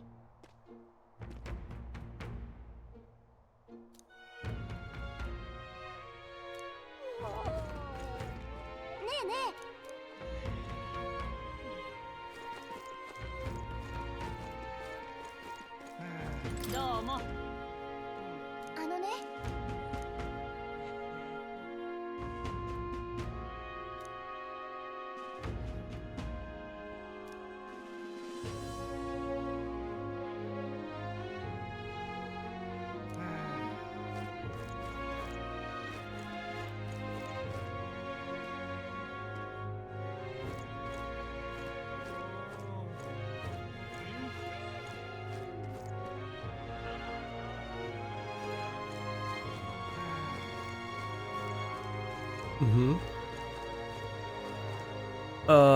Do we have to go inside? Maybe? I don't think so, right?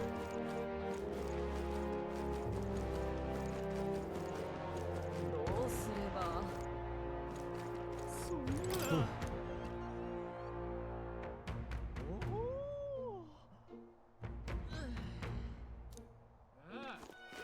なんだい？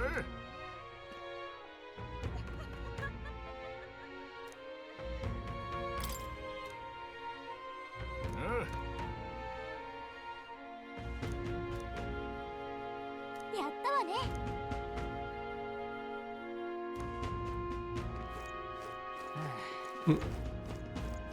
Do we miss the... Yeah, we missed the weapon shop. I was pretty sure there was gonna be another shop here.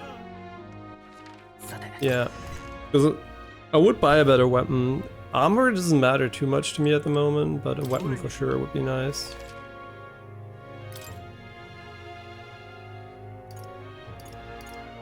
I mean, assuming they're any better. Okay, they're just like, they're trash. Okay. Okay, never mind. And you can change the archetypes here if you want to, but...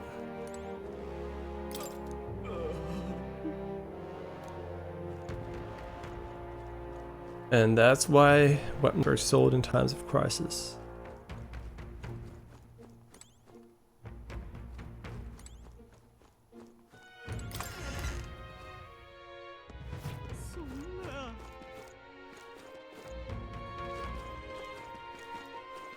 Wait, here. A merchant at the tavern claims he's seen a sandworm. I still don't know why it auto-runs so weirdly, but...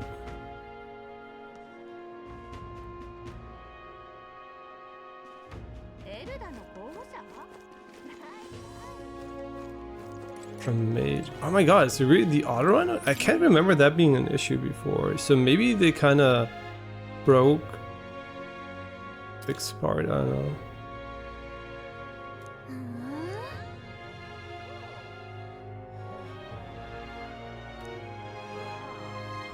A reading. Okay, so they can predict the weather in the future. Oh, it's like a weather forecast or like some fortune telling. Man, I really don't know.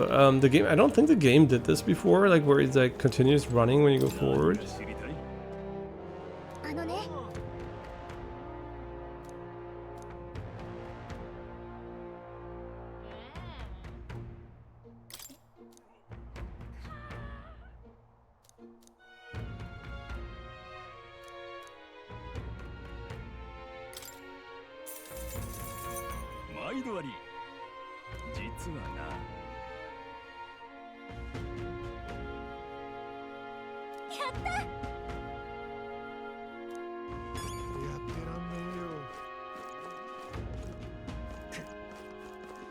But who?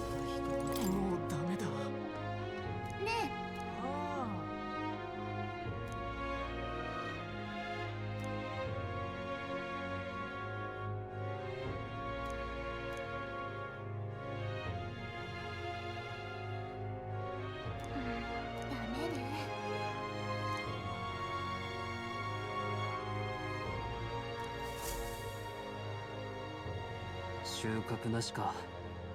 やはり簡単じゃないな。値を上げるのが早いぞ。私など1年以上もこんな風に聞いて回ったんだ。素直に敬服するよ。俺は絶対ごめんだ。ああ、そこの君、聞きたいことが。悪いが協力できない。ここには余暇で来てるんだよね。君たちの期待する情報は他で見つかるさ。うさんくさいやつだな。お前たち本気で灰ザメを狩ろうとしてるんだな。あんたバードンの部下の感じ悪かった人ね。この話教えるべきか迷ったが伝えとくよ。実はオオスナムシを避ける方法はないわけじゃないんだ。黄砂の火を利用すればいい。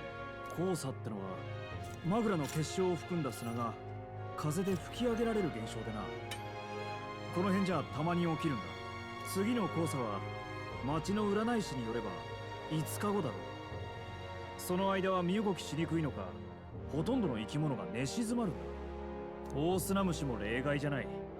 そこを狙えば安全にたどり着けるはずだ。藍ザメもこれを利用して出入りしてるのかもしれない。ありがたい情報だが、それならなぜあんたたちが利用しないんだ。大勢で行ったらさすがに起こしちまう。悔しいが俺たち田舎兵士の連とじゃ少人数で灰ザメには勝てない。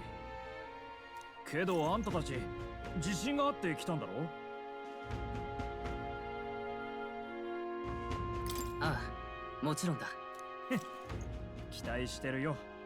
全滅されちゃあんたらを呼んだ隊長の面目に関わるしな。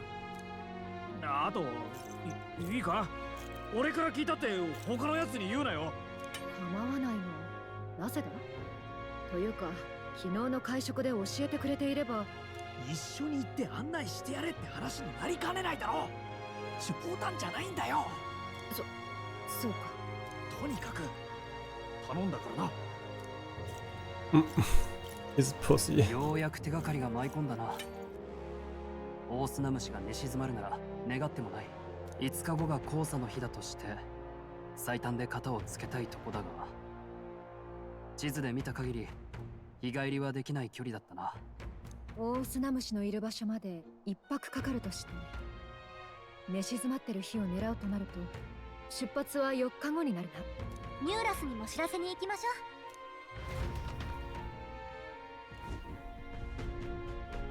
う。なるほどな。オオスナムシがおとなしくなる日さえ知ってりゃなんとかなるってか。ならこっちも整備進めとくぜ。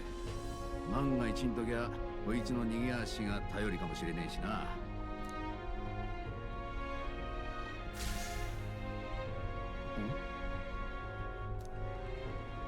そいつか王宮側の命令で乗せたんだが何なのかわからねえ。構造は魔導機と似てるが謎だ。変に触って壊さんでく。おい大丈夫か？何か光ったと思ったらお前さんも急にふらつくからびっくりしたぜ。しかしこいつが反応するなんてな。何かあったら困るし今日はここで様子を見てってくれよ。おめえにぶっ倒れられても困るしこれも旅の安全のためだ。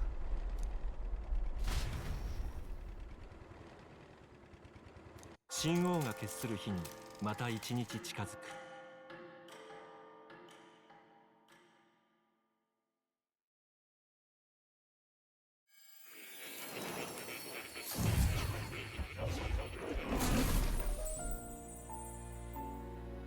旅は順調のようだね。目指すべき道を進むために必要な要素、魔法の目覚め、旅立ちの意志、支えとなる足、すべてが揃いつつある。おかげで旅に必要な新しい力が目を覚ましたようだ。それもしかして凱旋者の？僕が見たところ凱旋者の設備の中に一つだけ遥か古の時代に作られたものがあるようだ。今の時代には作り得ぬ遺物、神器と呼ばれる代物だな。失われた古代の魔法が秘められている。魔法の名は転移魔法。Yeah, it looked like a teleporter. 大いなる見業によって凱旋者は無二の俊美となるだろう。面白いね。なぜかはわからないが君はこの神器を使う資格を有しているようだ。こんなことただの偶然とは思えない。何者かの意志なのかもしれないな。さあ試しに思い浮かべてみるといい。君の知るここではないどこかの光景をね。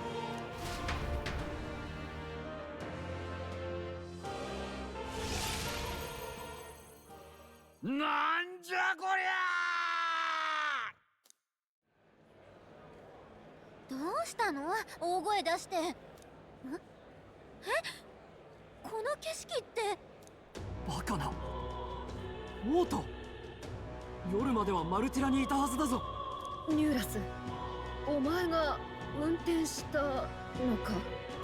バカ言え。何日かかったか覚えてんだろ。一晩なんかで付き合いしねえ。転移魔法？夢で見た？転移って魔法で風みたいに戻ったって言いたいのか？オートだぞ。それも凱旋者ごと。凱旋者？まさかあれのせいなのか？心当たりがあるのか？この車は王子のための特注品だが一から俺が組んだわけじゃねえんだ。初めに謎の部品を渡されて必ず乗せろと命令された。おめえは昨日見たよな。心臓部にあったあれだ。昨日の晩一瞬だけ光って目が覚めてみたらこうなってやがった。そういやおめえがあそこにいた時に起きたよな。もしかしておめえが引き金か？ああ、多分そうだ。転移なんて魔法聞いたことがないが、確かに魔法以外では説明がつかないな。ちょっと待て。確かにここがオートなのは間違いなさそうだが、問題はそこじゃない。マルティラへ戻らなきゃまずいだろ。また同じ日数かかるんじゃだいぶ日程が押すぞ。ならいっそ同じ方法で戻れねえか試してみりゃいいだろう。あんなこと言ってるけどできそう？無茶は承知だが、やるだけやってみてくれないか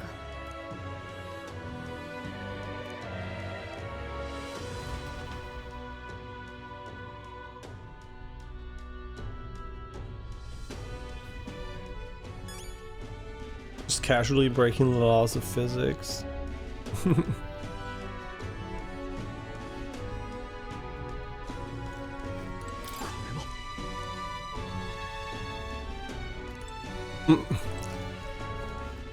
Trusting people instead of pressing safe. Still, the map is really cool. Test the ancient igniters teleportation. Well, now I just need to know how to get to the engine room.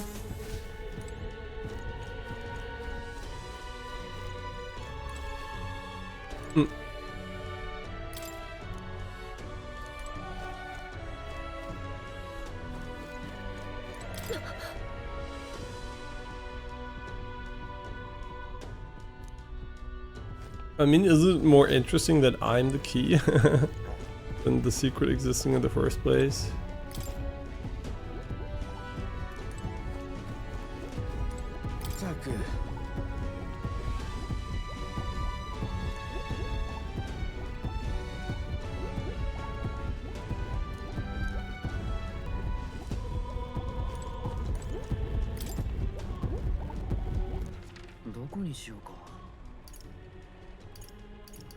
We can just go to major capitals or like major places with this.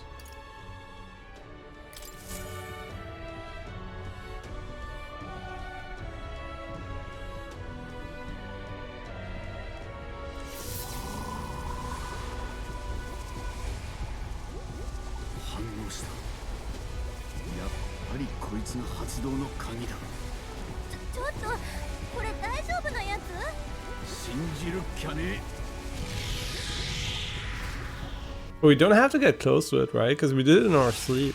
So.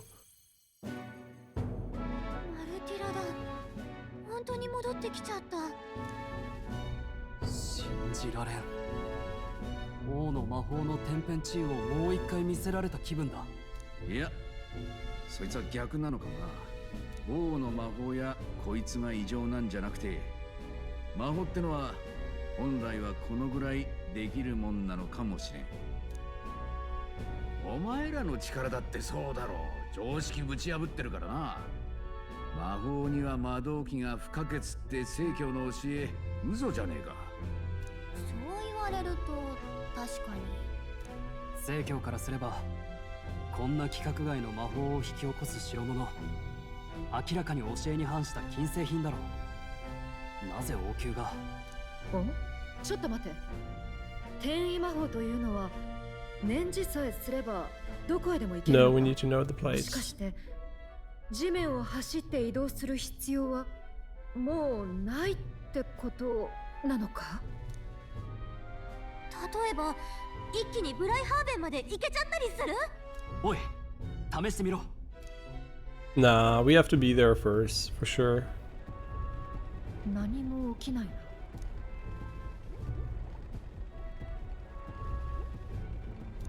見たこともない場所へは行けないってことか。どこなら行ったことある？モンタリオはどうだ？ I'm pretty sure we can only go to major locations, but the thing is, otherwise you could just learn from them from a picture, maybe? いや、普通平民は三大首都なんて巡ったことないから。行ける場所に条件があるのかもしれない。この際、いろいろ試してみよう。で、結局行けるのは実際に行ったことがある町だけ？やれやれ。とりあえず操縦士がお払い箱になる心配はないみてえだな。目的地をかなり詳しく思い描けないと使えないらしい。車窓から見ただけとか通り過ぎただけみたいな場所はダメだ。しかもそのために集中しなきゃならないから発動には時間がかかる。戦いから逃げたりすることには使えない。意外と不便ね。何を言う。いつでも王都へ補給に戻れるんだぞ。十分破格だ。しかも旅を続けて滞在先が増えれば行ける先も増えるだろう。確かにマリアのところへもいつだって顔を出せるわけか。そう聞くと大した魔法だな。出どころ不明なのは気がかりだが、ありがたく使わせてもらおう。次の相手は賞金首だし、いろいろ準備も必要そうよね。出発は3日後よ。忘れないように。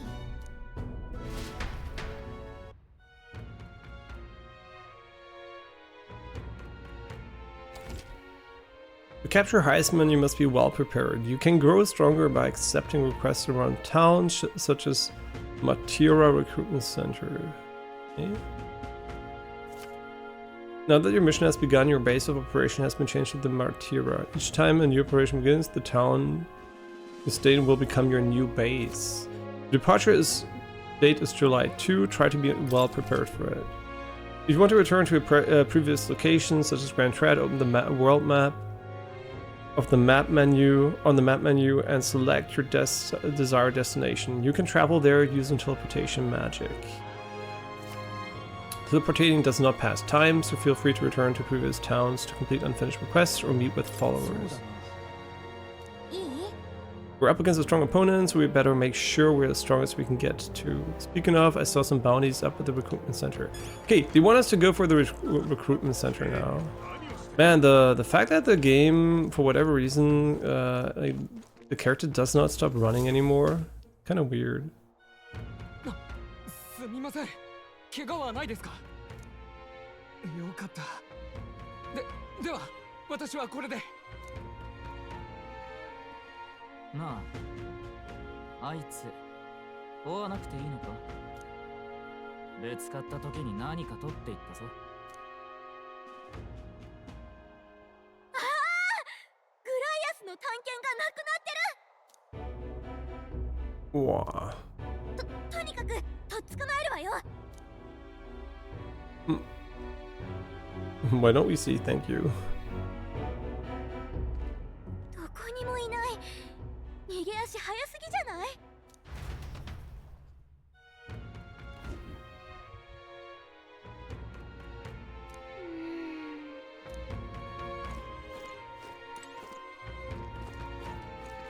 ねえ。さあ。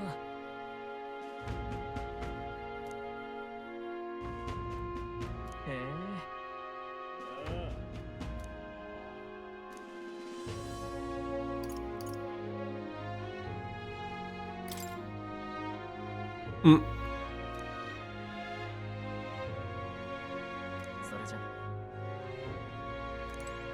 Okay, so we need imagination for this interaction here.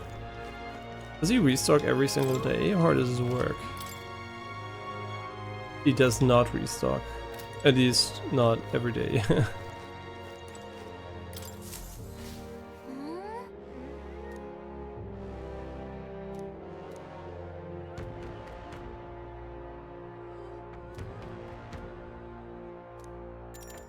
No. No, we need imagination. We don't need wisdom. What is my imagination at the moment? It's still at 1.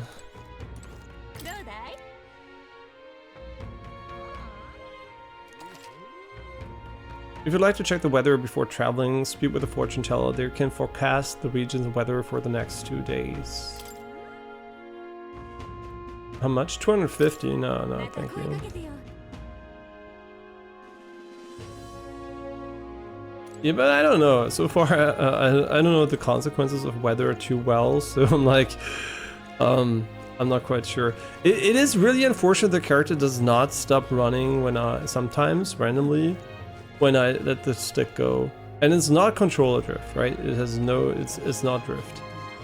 It might be the metaphor fix, but it hasn't occurred at all in. Yeah, that's why it's also so hard to stop, right? Because I think it should usually just let go and instantly stop like that, but sometimes it just continues going like in a weird fashion. That's kind of annoying. Yeah, like it just continues rushing forward sometimes when I let go of the stick. Huh.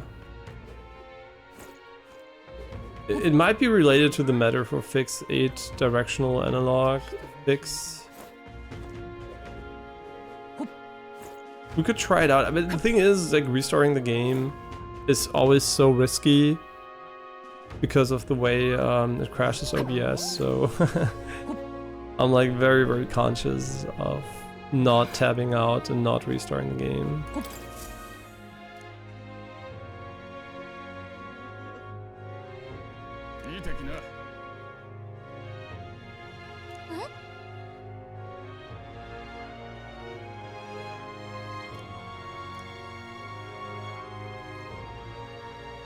Mm-hmm.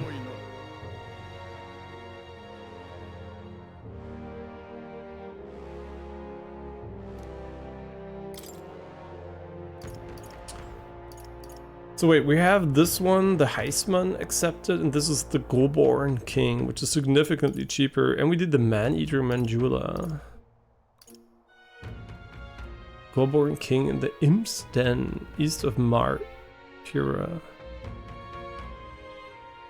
The informant at the Visca Elba Tavern in Martyra should have more details. Yeah, sure.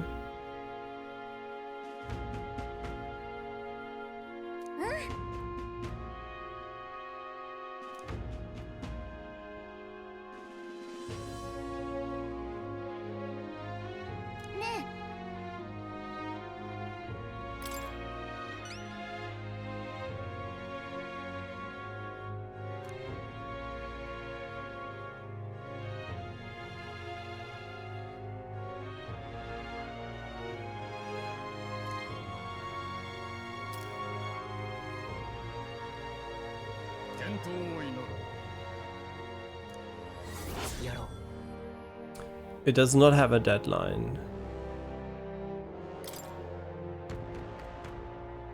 It was pretty. The Imp's Den. Okay. Yeah, I know.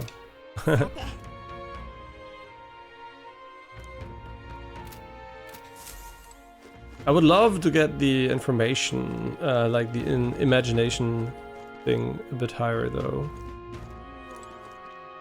Yeah, but the thing is why I think it's, I mean, maybe it also happens with normal run. I mean, this is faster running, but when we are slow, would it also happen? I wonder.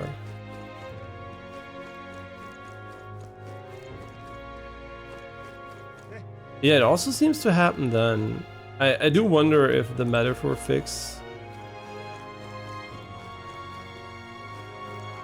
does break something here. I will have to look into that after stream because I can't tap out. So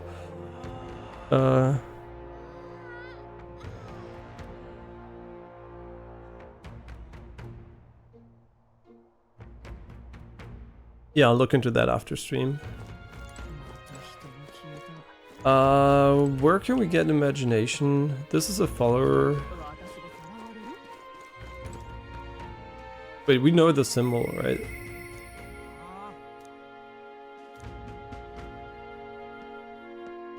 $5,021.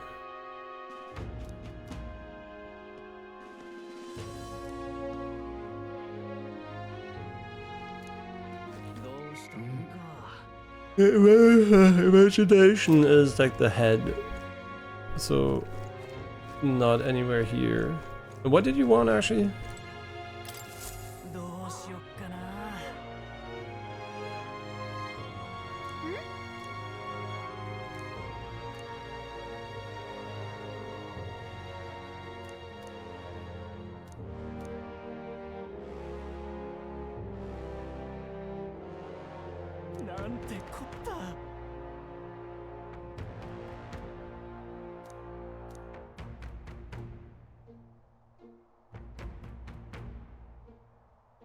Marrow.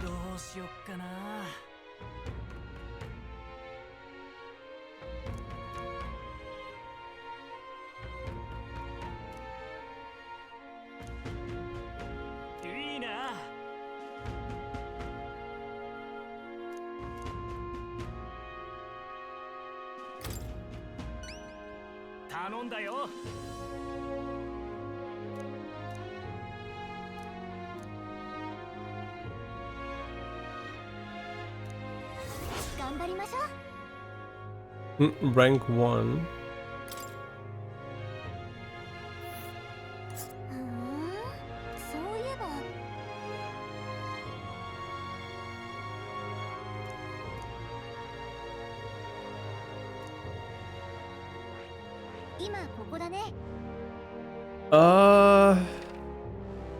What are the Okay, so these are the amount of quests we have. Like we have 2 quests over here. Providing a spark and hatching a plant. いい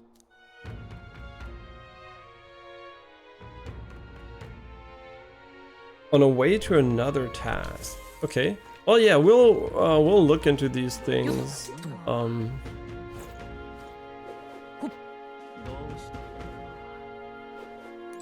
Okay, this one is, I think, the imagination part. Man, the fact that it doesn't stop is really annoying. I'll have to look into that. It might just be the meta for fixed part, and I would definitely turn it off if that's the case.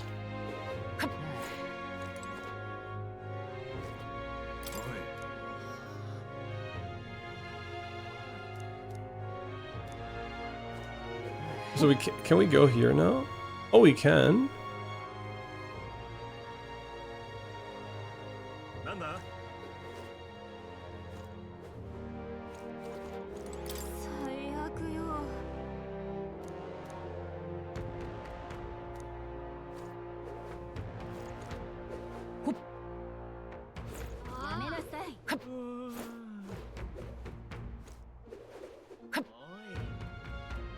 Okay, we can go here too. I want to go to the tavern first, to be honest. Man, the automatic sliding is so annoying.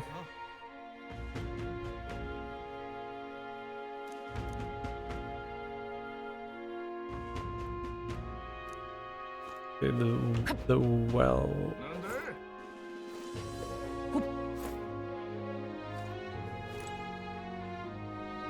Greengrocer girl.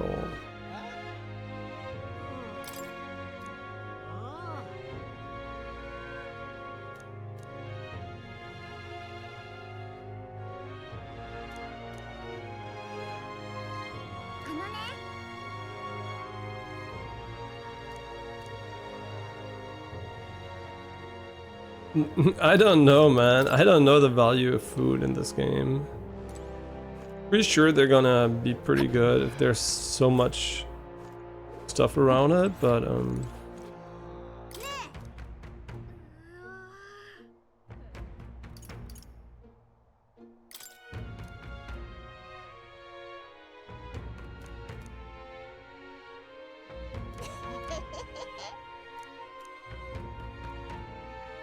okay. We sell some random shit. We can go up here.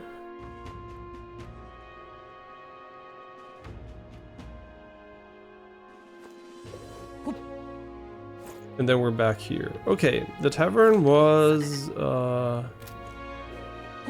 somewhere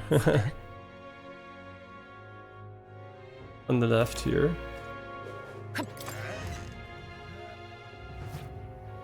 No, wait, what is this?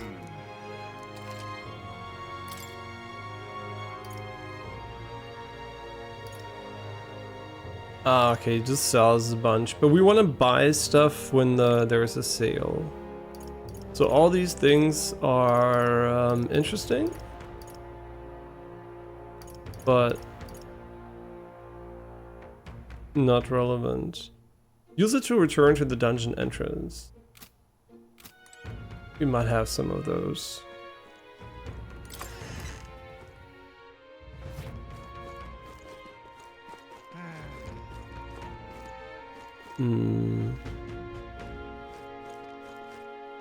But wait, if this is not the tavern.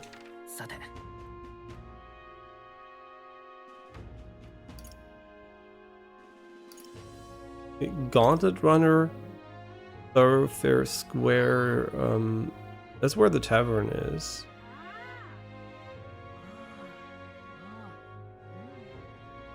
Oh yeah, I know where this is. The Cattle Racket Road and the Kriganta Gate. And this goes to the well and the Workshop Armors Apothecary. Visca Alba Tavern. Yeah, we can just take faster like this, right?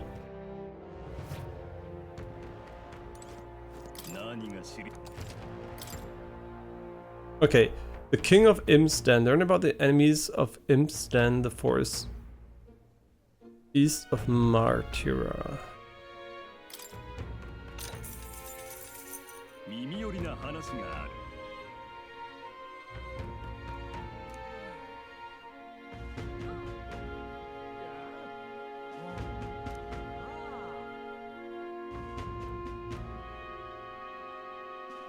Mm-hmm. 実はな。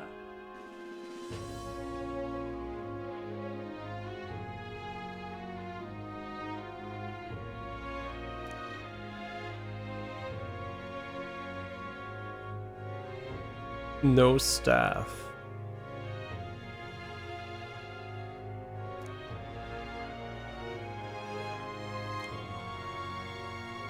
Cheers. 毎度あり。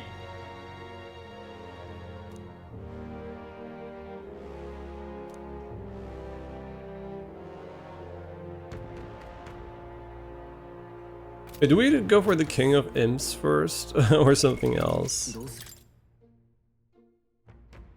Okay, this one has a deadline, right? The hatching plan. In Comero. Let's maybe buy the information about that one.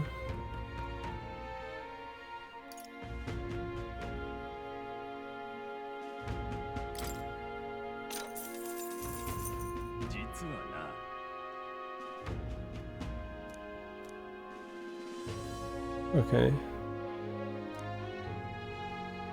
They also sell accessories with various effects.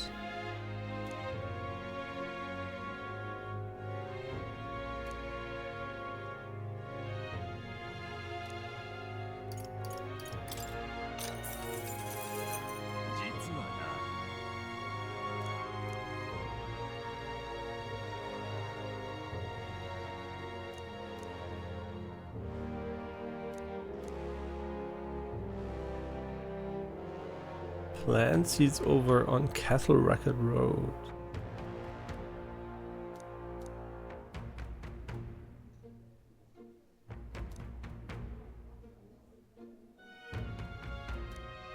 Yeah, I don't know about the cooking aspects, how I feel about them, because we haven't interfaced with them enough. In general, I'm not the mega big into cooking in games guy, but you know, if it's well done.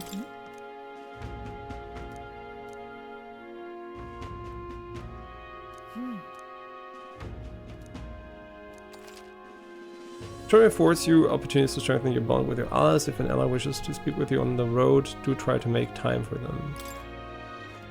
Okay.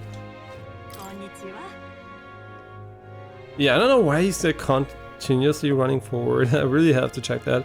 And I'm not 99% sure it's not drift, because drift wouldn't make any sense. I think. I mean, maybe it is drift. I never had controller drift on an Xbox controller so far, but and it's also pretty new. That's why I'm like, it would be kind of weird. It's only in this game, right? Yeah, unless I have in other games, it would be pretty hard to attribute this to drift. Especially since you can't get it to drift from a standstill, so there is like a kind of a moving condition. So it seems more like a game-related bug. I don't care, it was Barden.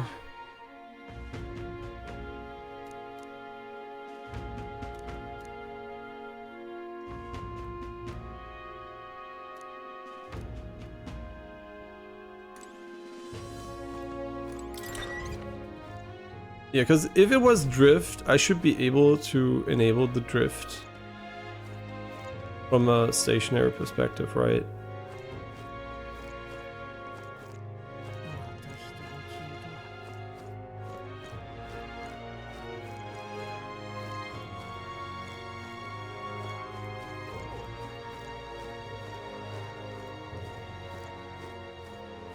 So after, I'm not pressing forward here, right? I mean, maybe it is drift, I don't know. After a 360-degree motion like that, seems like I can.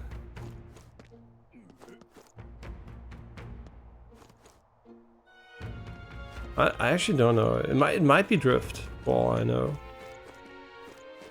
It does have the same symptoms, but it's kind of hard to tell unless I check other games. And the dead zones are also pretty generous, so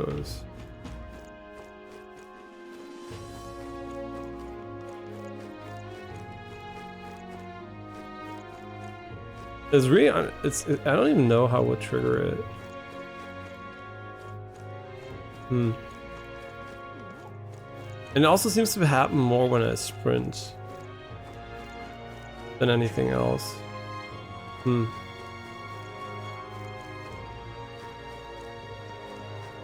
It's really annoying, man, to have this issue. What the fuck is this?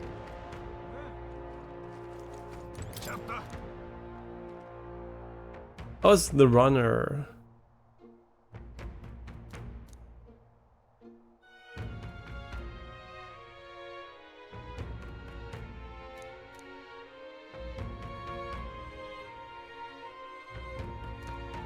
Yeah, you would definitely sell people that are gonna save you armor and not just like give it for free and hope that you're gonna be compensated. I mean, you know, everyone should like give you the money and try to get the gear for you, but no, you have to pay for it yourself. That's how it works. Yeah. I wonder if like he is an ally, a potential ally, because we might have a 4-group party. And he just might be a potential party member, I don't know. But I also want to go to the place we didn't go the last time. Like the well part. And then I think I'm going to do the mission first that has the deadline. I really don't like this loading screen. Like the flickering of the images, I don't know what the fuck they're doing there. It's like, it's not a nice visual effect, to be honest. Wait, that place is giving me a bad feeling. Let's head back. Okay. So how does fast traveling work if you want to go to the like this place here?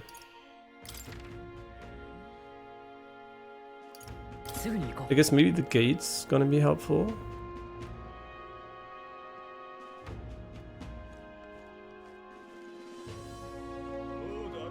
Wait, this is the gate? Oh, yeah. So I kind of wonder where we can spark imagination. No, we saw it, right? So maybe it's a good idea to do information stuff, like imagination stuff first and then talk to him. Or we can do the deadline stuff first. I think doing the deadline stuff first is also viable. But one more imagination, I guess, could be fine too. Let's go for imagination first, and then we can go for the deadline mission. I do want to know what we can talk to him about. Okay, I get it.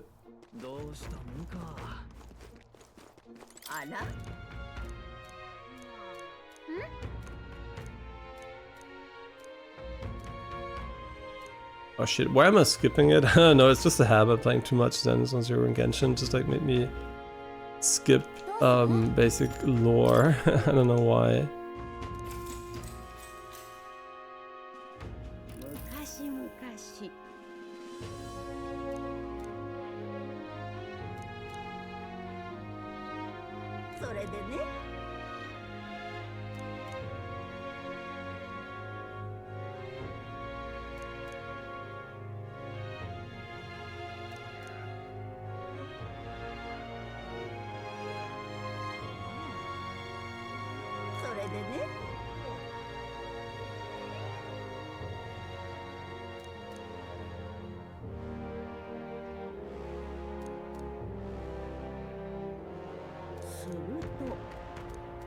God, I don't actually give a shit. I don't care. Yes. Thank God.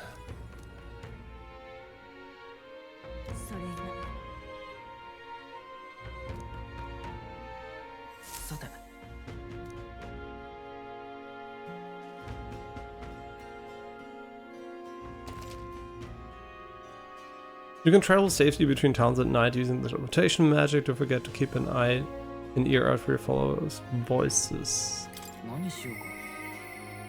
I hear a voice. He seems promising, but Brigitte has something wants to show us. Oh, what the fuck are you?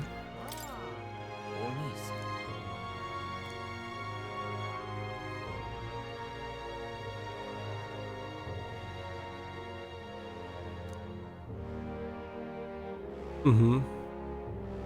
じゃあ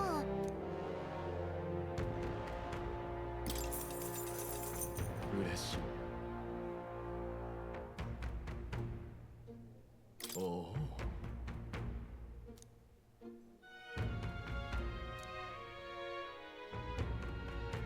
奏でてあげよ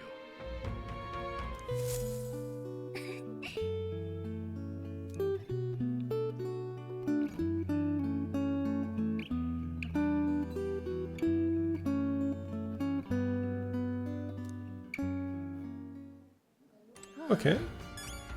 Chill. Wait. New what?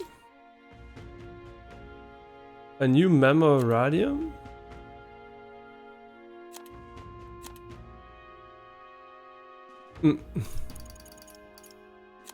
Wait, what memoradium?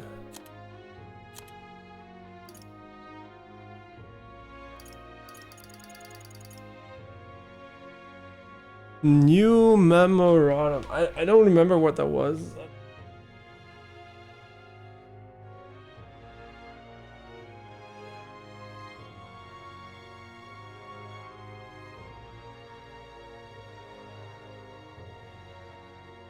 Yeah, unfortunately, I don't remember exactly what that was.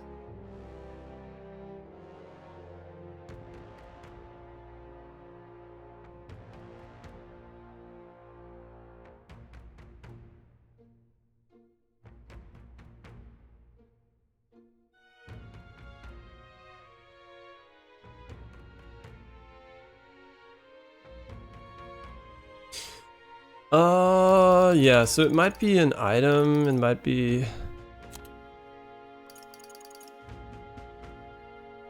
something else. We can still sell stuff if we want to. Rise Journal, Golden Beetle. Key items. But did the list just also go up and... Oh no. So I have controller drift or what? It also happens in the menu.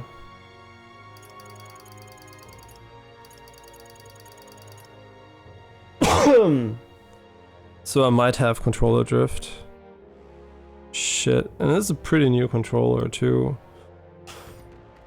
I mean, I guess could always refund it. Yo,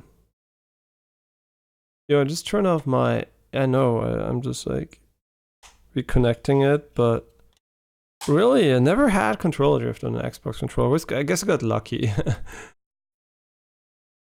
I guess I got lucky there. Let's see. I mean, for sure it seems drifty, if you ask me. Now the question is, can I replicate this input somewhere else? I don't know. What time do we have? 14:57. I still want to do a battle at least. But that really sucks because that's gonna it's gonna make it possible for us to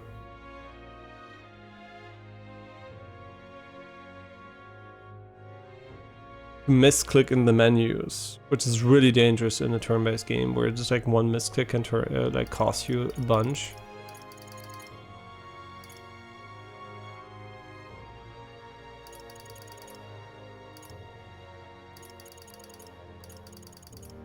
It is also only up, right? Or is it only up?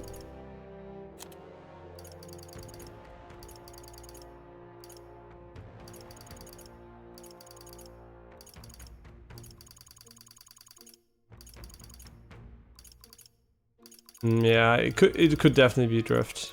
Shit.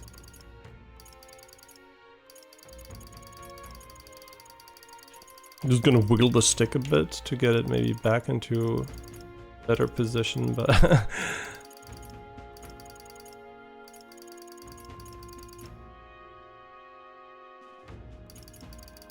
it's just a bit of physical force here in the hopes of fixing it. I hope it's not fucking drift. I mean, it's not a big deal. I would just buy a new controller and return this one because it's still so new, but at the same time, why? It's the first game where I had this issue, so I really have to look. I didn't play with controller in a while, so I have to look into that if it also happens in other games. But since it's also Dead Zone specific, I should probably just test it in a program where you can check for inputs that doesn't care about Dead Zone, so I can actually tell what the default access is. But memoriam, new memoriam.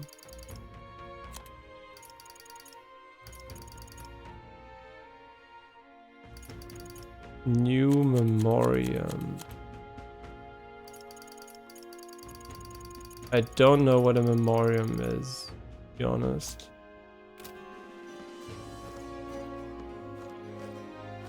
Really? The controller disconnected and now the game... it might crash again. We have to go for the full screen shit. I hope it doesn't crash though.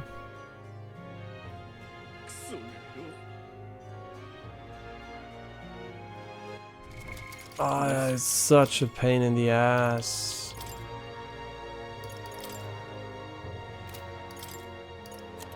Okay, disconnecting the controller breaks your full screen. Yeah, save him, save him.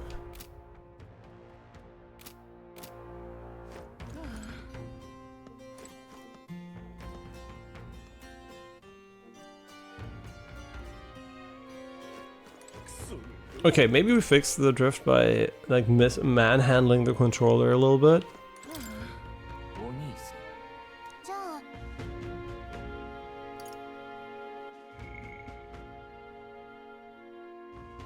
Huh?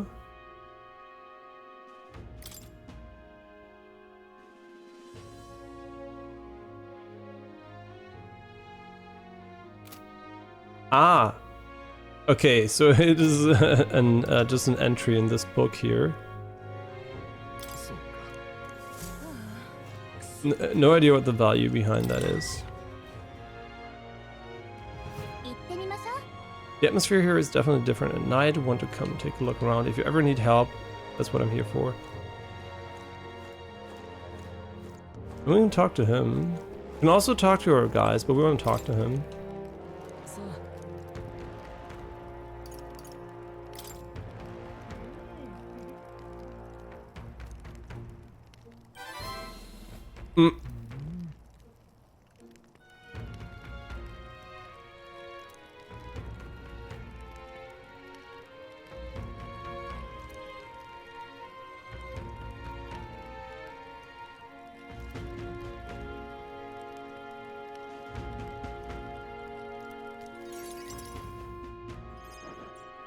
丸ベノの指輪って知ってるか？はめたものを呪い殺す曰く付きの宝だ。そんな品を欲しがる貴族がいて、そいつに恩を売っておきたいんだ。それを取ってこいってこと？絶対そっちの方が大変じゃない。じゃあ自力で取り返すんだな。向こうは相当な手だれだ。到底無理だろうな。何よその言い方。まさかあんたあの男の仲間じゃないわよね。面白い冗談だ。困った時はお互い様ってだけさ。お互い様ね。まあ決めるのは君らだ。確か人さらいの退治に来たんだっけ？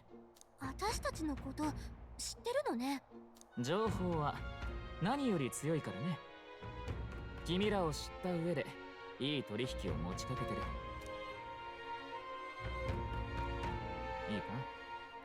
盗品は売られてしまうと探すことも難しくなる。俺ならその前に取り返してやれるが、それにも限度がある。急ぐことだな。一応聞くけど、その指輪ってのはどこにあるの？ここから少し離れたところにある墓だ。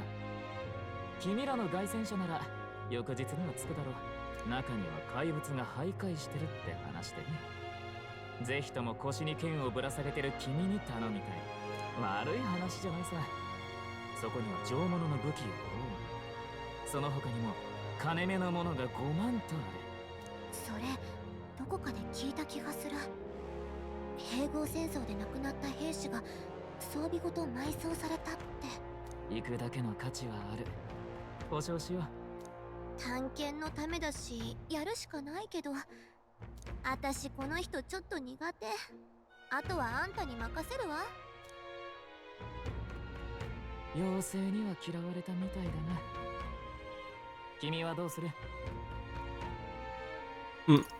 宝探しのついでに見てこよう。話が早くて助かるよ。俺はククルス。指輪は打ち捨てられた墓にあるはずだ。もちろん心ばかりの礼も考えて重要な依頼だ。Oh, rank 4. I need to find Melvino's ring. Cuculus? Mention it in the abandoned tomb.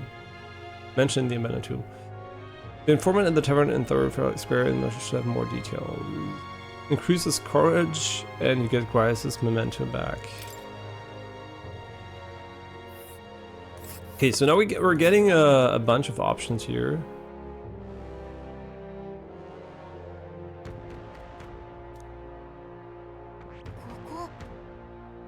Yeah, I still want to go here first. Does this one have a deadline? No, right. So the only one with the deadline is the hatching plan. Wait, promising what? With Neura's drawing in hand, I think it's time we turn to Grand Trad to show Maria and tell her what it was like. Ah, we can go back to Maria if we want to.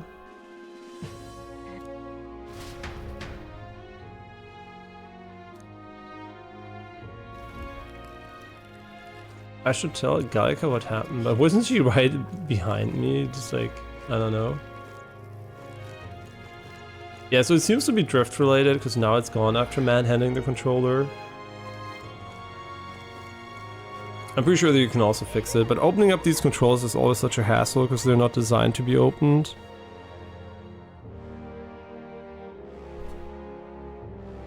Let's go to the tavern and buy the information.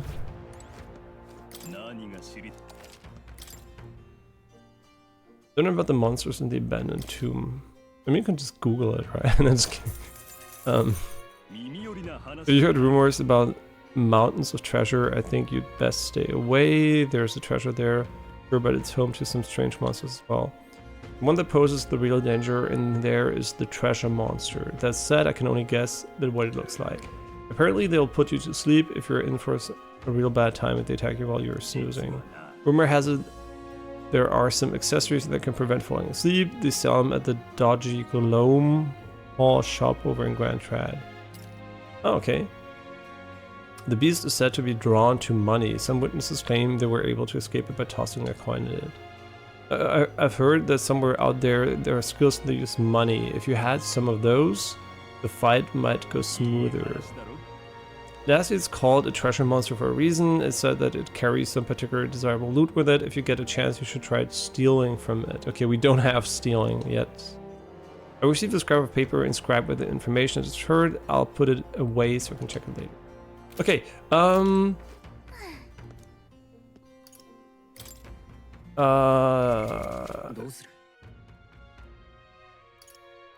where do we see them?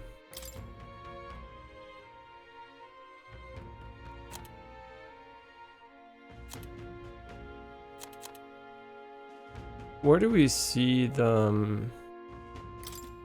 archetype stuff? So currently it's the wind one. We got like this merchant one the last time. And I don't quite remember where we could learn them.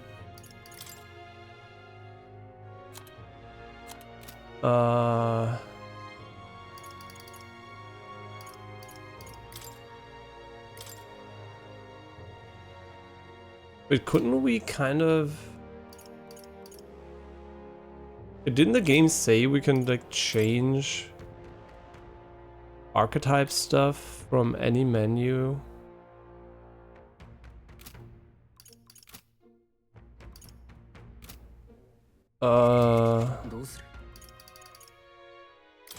Here, yeah.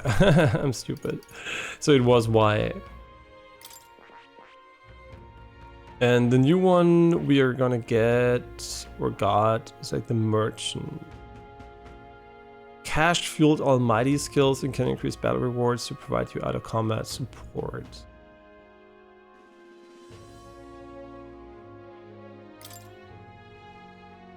Chance of winning a small sum of money each time an enemy is stunned or defeated in overworld combat. That's so good. Deals weak physical almighty damage to an enemy, high critical rate. So this one must be the one we need for the weak spots there. It looks kind of cool. You can even rotate them, didn't know that. That's cool. Okay, there's a bunch of shit now. We can do a bunch of shit. So wonder if it would be worth going back to Maria now to talk to her quickly. And how would that even work? So do we go to the world map, just like here? And then we can just like instantly TP to oh, that's cool, and they have like this loading screen transition. Oh, that's really nice. So it's gonna make traveling really efficient. Now I just have to remember where the fuck Maria is.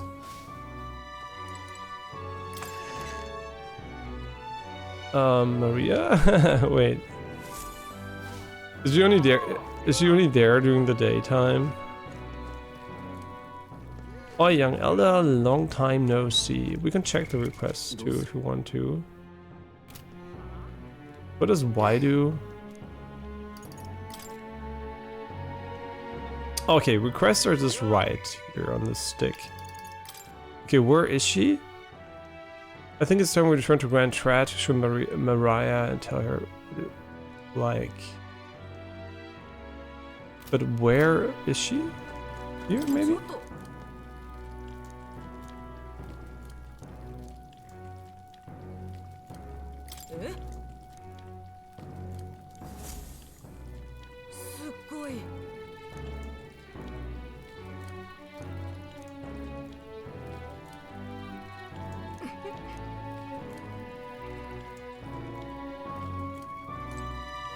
Yeah, but where is she?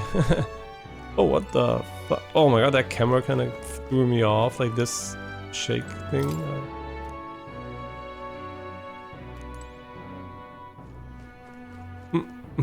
The mice are waiting. But honestly, where the fuck is Maria? Shouldn't she be in here? Yo, it's Igus. Oh no, it's me. Right, we look a little bit like Igus. If you remove the color, it looks so much like Igus.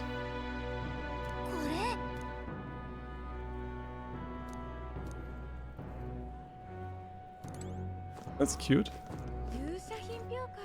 But I don't know where Maria is. Yeah, also we should definitely remember the drift, because if it's like drift and we have that in UFO 50, do you remember when I said I feel like I did not walk against certain things? Maybe it was already the controller starting to drift. Maybe. But because it was new, I never considered drift already being a thing. So yeah, for sure it has some drift probabilities. I'm gonna have to note that down. It is drift, so drift. Yeah, that sucks. Okay, so I have to keep that in mind and watch out for it a little bit. So I don't know where Maria is. If it's like entails talking to her again.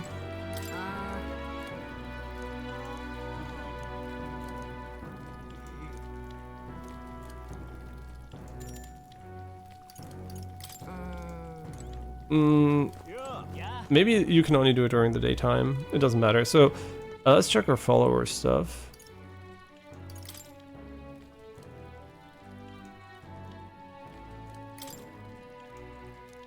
I don't feel anything right now. Oh no. What abilities does she have? Okay.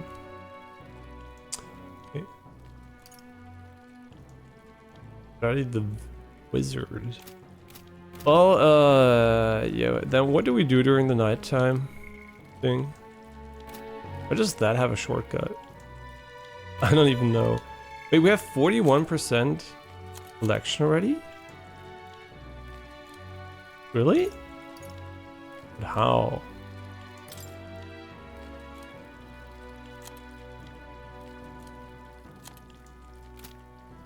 It really already 41. I guess it's because there's a lot of you know, meta knowledge that only comes once. So what, 40%? And then it's not the game completion, obviously. We're I would say we're still pretty early in the game. Man, why does this shit drift? Really? Why do you drift? Okay, it's gonna suck ass. I'm not gonna lie, it's gonna suck ass to play with this if it really drifts. So we're gonna have to check for drift. Okay, I did want to do a single combat though before we end the stream today, so we're gonna try to go for the mission. And since I have no idea what is available at nighttime, because we can't do any missions during that time, is there a sale today? Because it's like Metals Day. Yeah, I think Metals Day is sales day.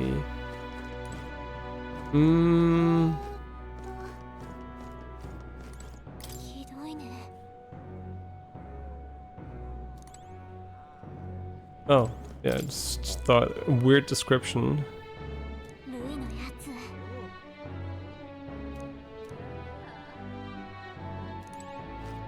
Yeah, I wonder why, right? I can't really see any reasons for dissatisfaction. You can sleep on the streets, nobody's like annoying you. Man, why the fuck does this controller have to drift? So yeah, I'm gonna return it and buy a new one. But I'm gonna check it in detail after finishing the game at the stream for today. Okay, so where do we go? Where do we go? So how do we even leave the city?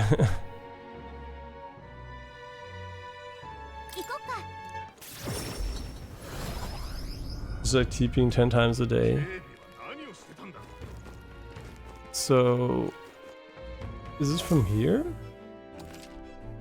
Start traveling. Okay, great. You could have told me that, I think, before that, but okay. Start traveling, visit the round table and the gauntlet runner. There you can view the map of the surrounding area to arrange your journey. Discuss plans with your allies as you decide where your travels will take you next.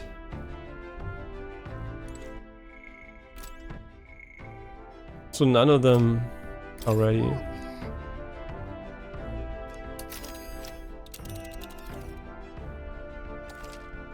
Travel days. To be sure to check the weather and travel time before you depart. When heading to a distant dungeon, you may need to spend the night in an encampment and resume traveling in the next morning. The night after exploring the dungeon, you can choose to stay the night there or teleport back to town. Spend multiple days in the dungeon. Okay. Yeah, but we can't do this just yet. Okay.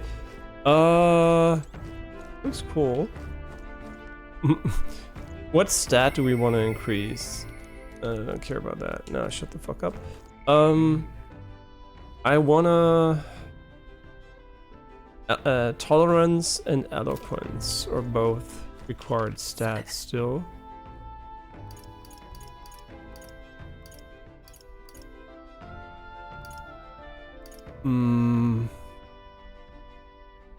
pretty sure that something of those stats will be here.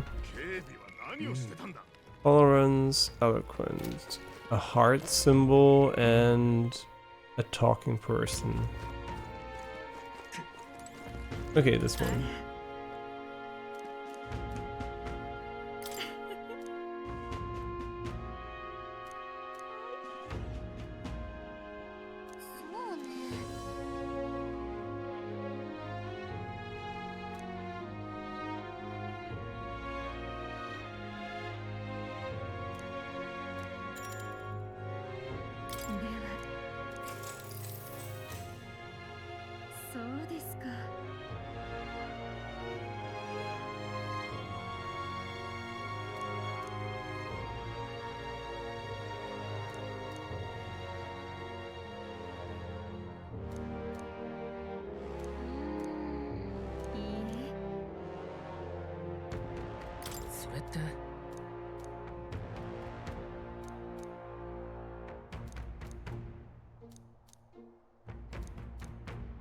The Bloodborne outfit here. Yes. 包容力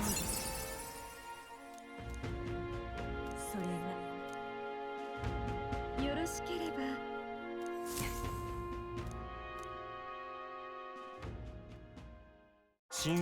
Okay, now we're gonna go on the mission and fight a little bit, so we don't forget all the stuff we just read the tutorialization for. And yeah, and then I'm gonna look into the controller drift part.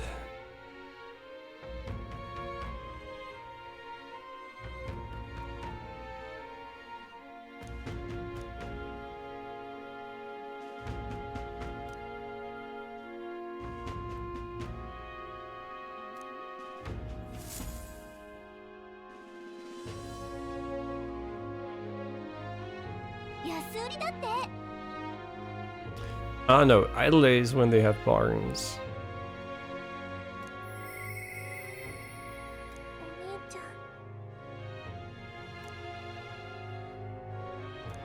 Yeah, so we could talk to Mariana. The game's like very insistent here. Yeah. But we'll go for a mission. Okay, no, now there are sales here. Wait, are the sales not like synchronized? I mean, what are the prices on the weapons? The weapons were pretty bad. I think it was more about the armor sets, but I think the sale was like, what, 10%? Maybe? Is it 10%? 20%? I mean, for sure you should. Why shit? On that day. So wait, who actually sells accessories? Was it like the weapon guy?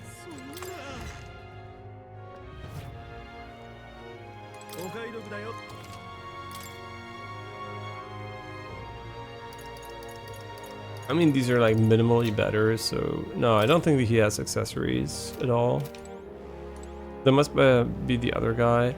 But I'm also not that interested in that, to be honest, because I think the place we're going to, we don't have any intel on, so...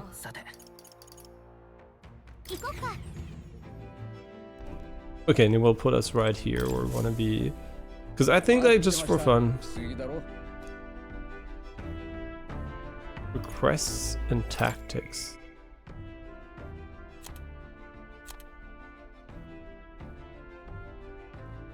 Okay.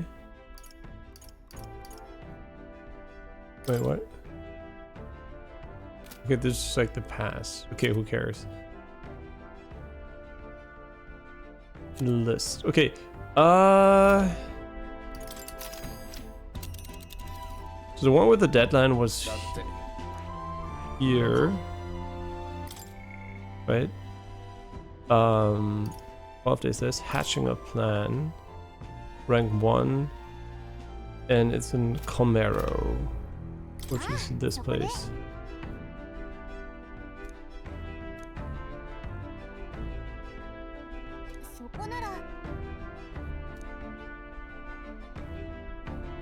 行こう。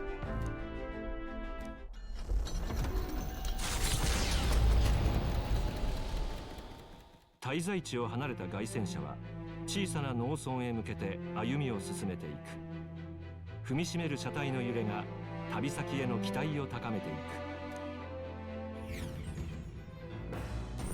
何しようか。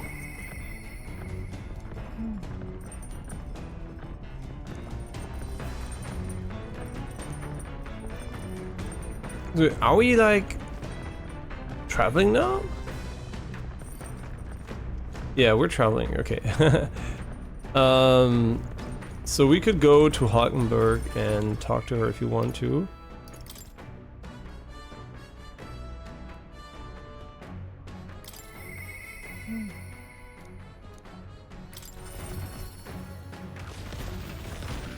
Oh, that's cool.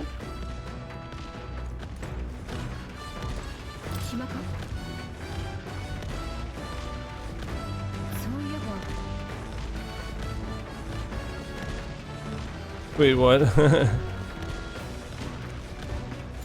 Yeah, of course we'll train with this shakiness here.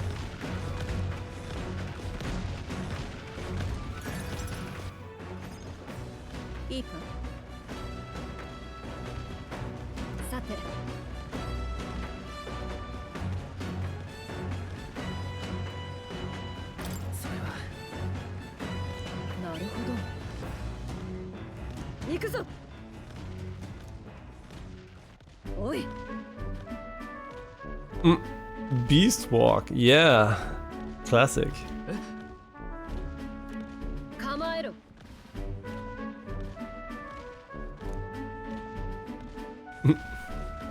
Oh my god.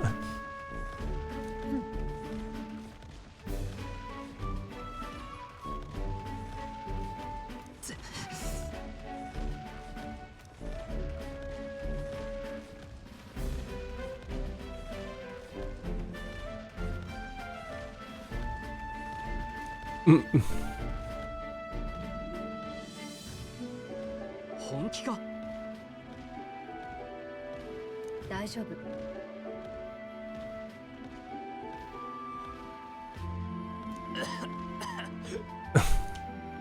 Is she heavy? よし。Like I was dead in the background.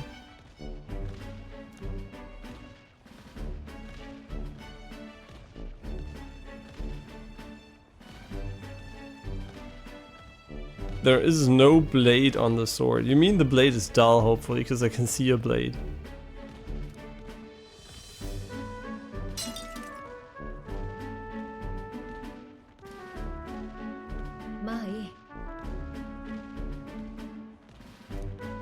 Huh?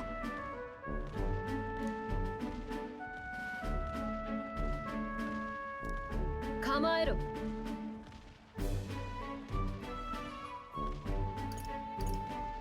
さあ。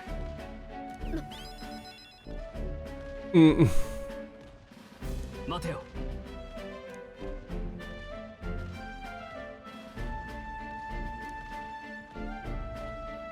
すまない。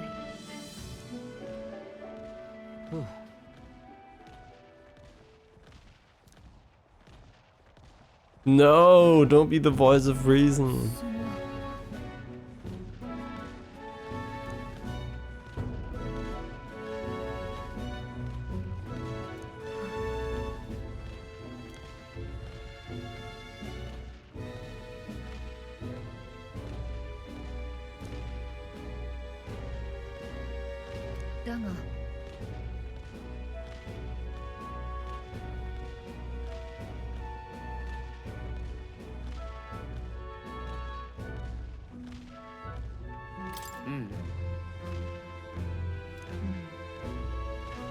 Ah, it was the wrong answer.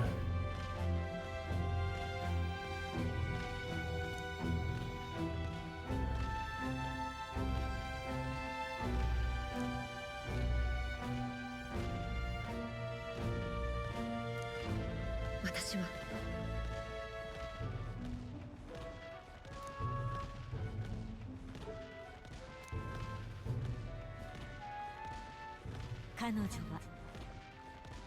今新たな力を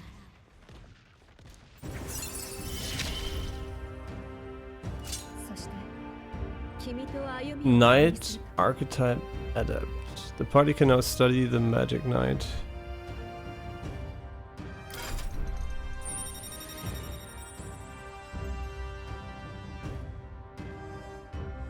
Okay. You can now study the Magic Knight in Academia. Try seeing what new powers await you. Okay. I think we didn't level the knight at all, though.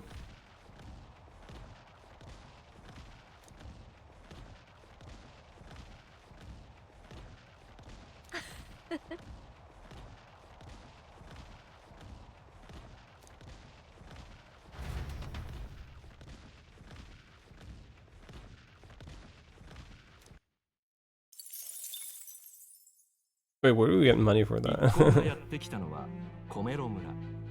マルティラの南東に位置する小さな農村である。穏やかな気候が育む農畜産物は知る人ぞ知る一級品。時が止まったような牧歌的な風景は旅人の心に癒しをもたらす。いつしか郷愁に駆られて足を止める行商人により村には珍しい品々も集まるようになったという。牧草をはむ動物たちに招かれるように凱旋者はゆっくりと村に到着した。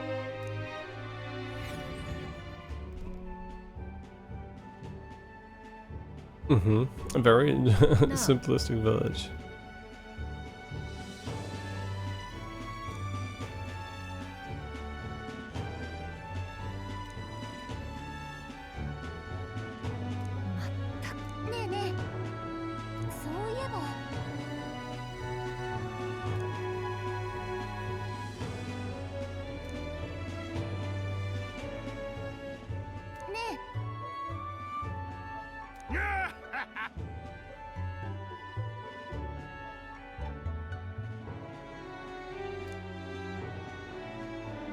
No. ほう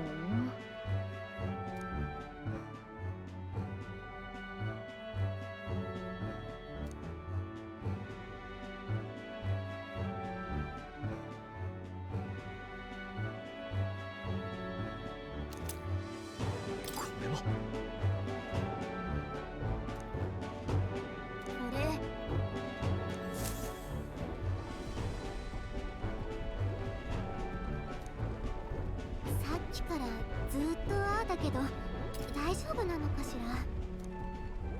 やっぱそうだ、マジの本物だぜ。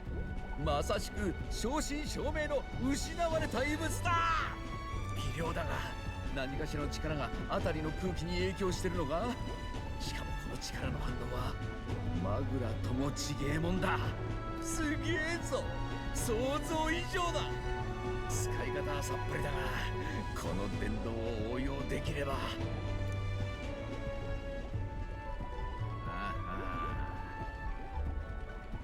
こんなドエレもそりゃ忘れらんねえはずよ。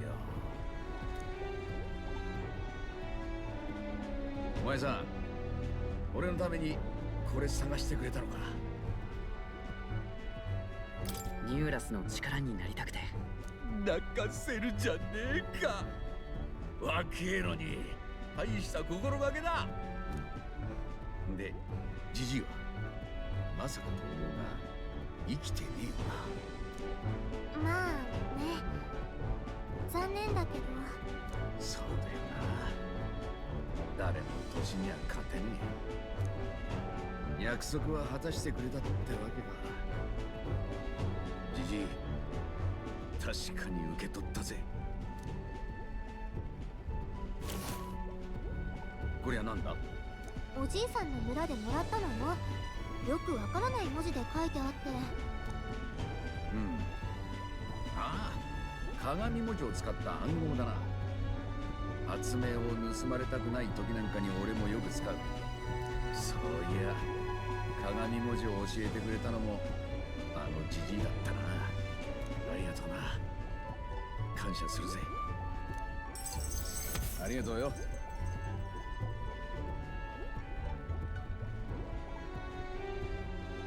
Providing a spark. Okay. それで新しい発明でも書いてあった？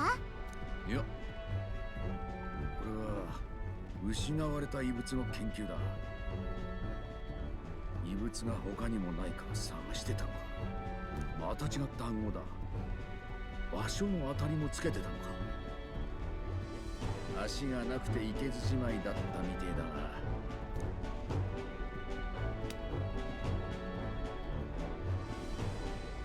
なあ、折り入って頼みがある。他の失われた遺物も探してくれないか。ジジイは他の遺物のありかを掴んでたらしい。この日記にはまだ7個書かれてる。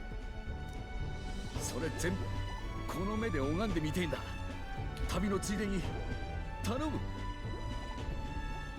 ああ、任せろ。ありがてえ。おめえらの旅、俺が支えるぜ。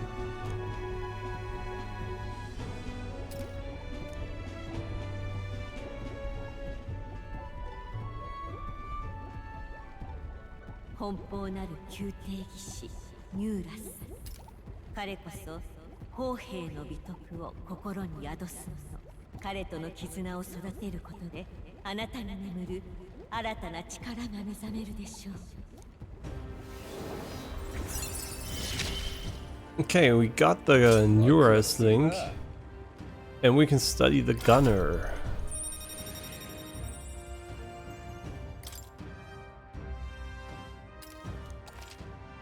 You're gonna study the gunner in academia, try seeing what new power the way through. Okay. 旅のついでって言うけど、どこにあるかはわかんないの？そこら中に眠ってるみてえだが、暗号を解けば場所ももうちょい絞れるかもしれん。日記はいつもここへ置いとくよ。解読できたら書き足しとくから、探すときは見てくれ。重要な依頼だ。Find yours coveted relics. Okay, and you get hero's incense. ねえ、村でもらった時も思ったんだけど、この遺物、私の力で察知できるかも。近くにあればわかると思う。探したい時は声かけてくれる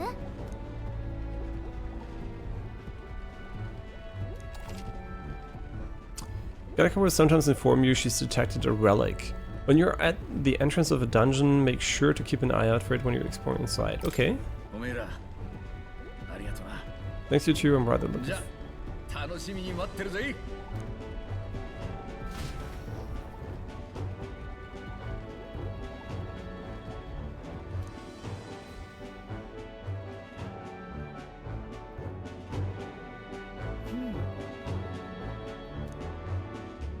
じゃあ、そういえば。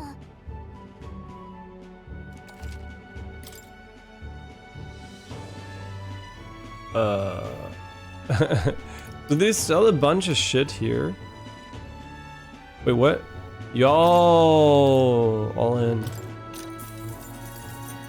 This is garbage, but it's actually so cheap. It is actually dirt cheap. Like, what the fuck?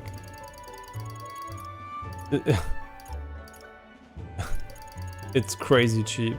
Ah, man, the fucking controller drift. Holy shit, I gotta fix this. It's really like, my brain's like, I have to fix this. So I'm probably gonna call the stream pretty soon so I can take care of it. Because I really hate controller drift. Like, it really fucks my... it ruins the enjoyment. Every time I do an input I don't want to do.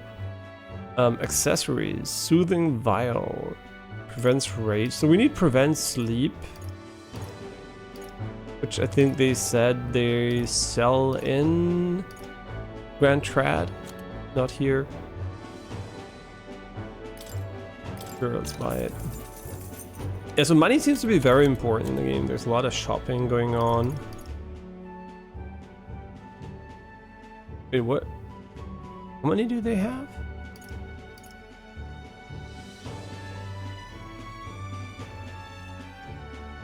Okay. I just buy 2 of them because they're so expensive. And this is a cooking... I mean, I just buy 1 of every cooking ingredient, I guess, to learn something. It's 20% off too today, which is kind of lucky. I didn't even consider that when going here today. We should not spend this much money on feeding on a few stuff. I just buy 1 more maybe, but... we can also sell all of our shinies for 10k.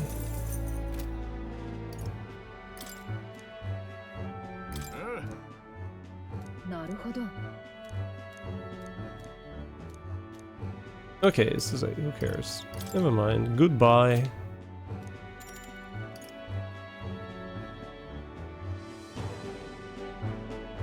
Wait, let's continue our trip.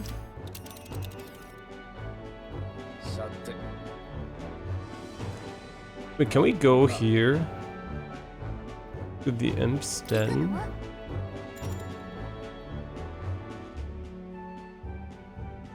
Okay.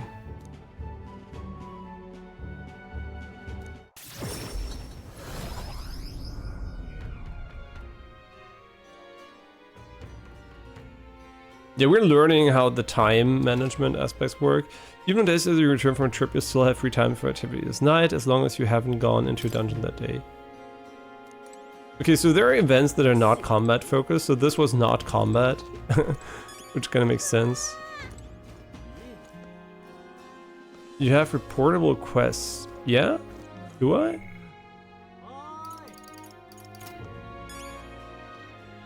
Oh yeah, because we got the pigeon shit. Be right outside here.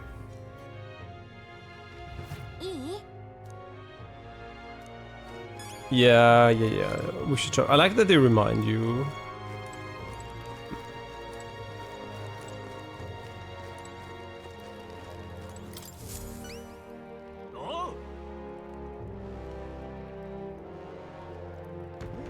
I got these for myself.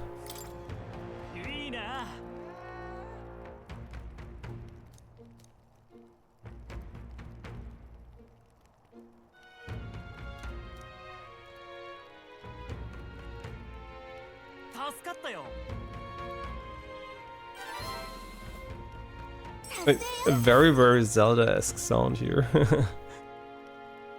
Like when you're finished cooking.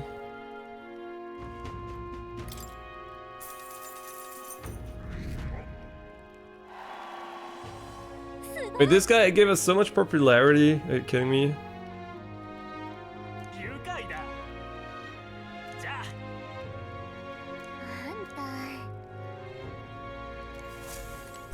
Oh, really? So we only help for money? What a nice and generous person we are. Yeah, we're such a nice and generous person.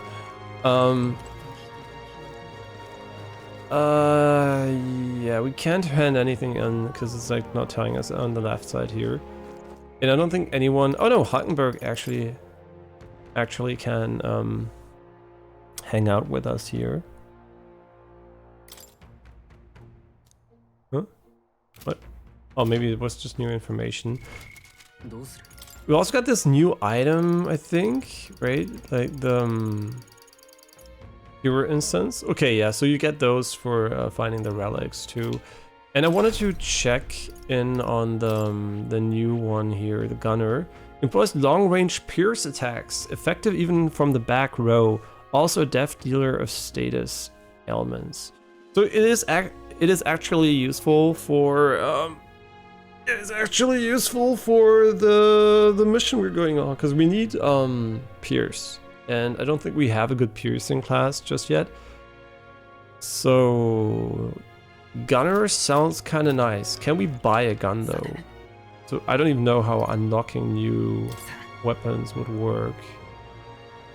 I should have selected the armory right away. I don't know what I'm doing here. Gunner. Do you have guns? You do. I'm gonna buy it. Just so we have a weapon.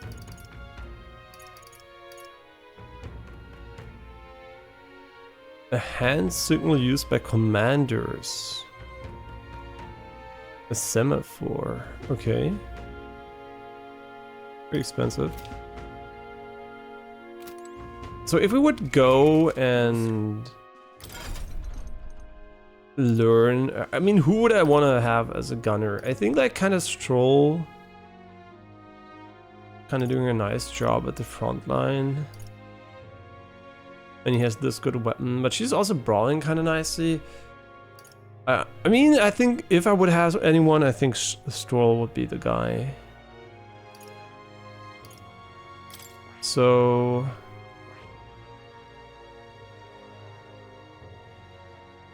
yeah, let's make him a gunner. I mean, or do we? I guess so. なるほど。 I mean, you need strength and agility. So what? Strength and agility. What does she have stats? Can I check their stats somehow?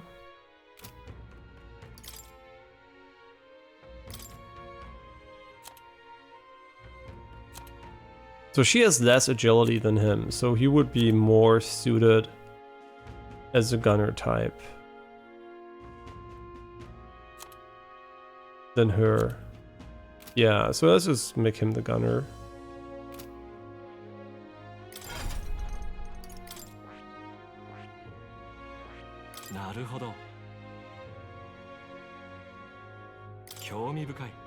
The gunner, this is the archetype you've seen from Nora's way of life. Its heroic embodiment is that of the trailblazer. He uses technology and innovation to forge a path forward in the name of the people who would serve and hearten. 1,500 mags required to challenge the gunner for the first time. Yeah. 頼んだ。もちろん。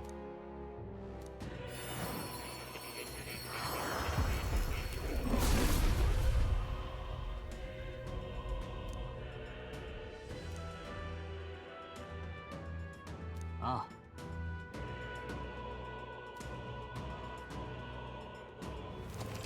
Sugeki.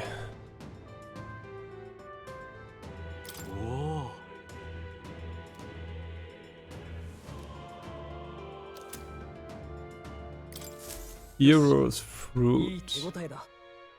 Yeah, so he's gonna use the hunter's crossbow right away, and it can keep the other items. And now we can do skill inheritance if we want to.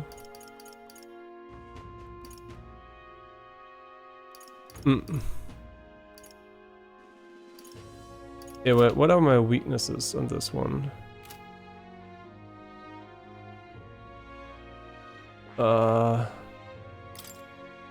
It's weak against slash attack, I think.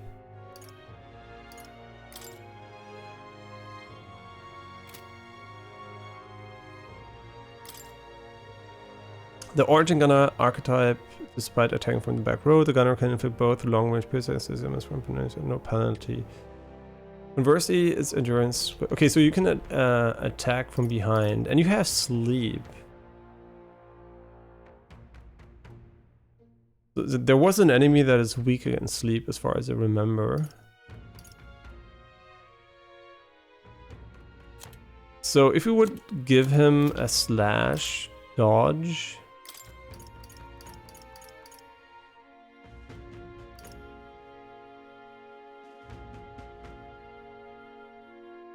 We don't have that, right?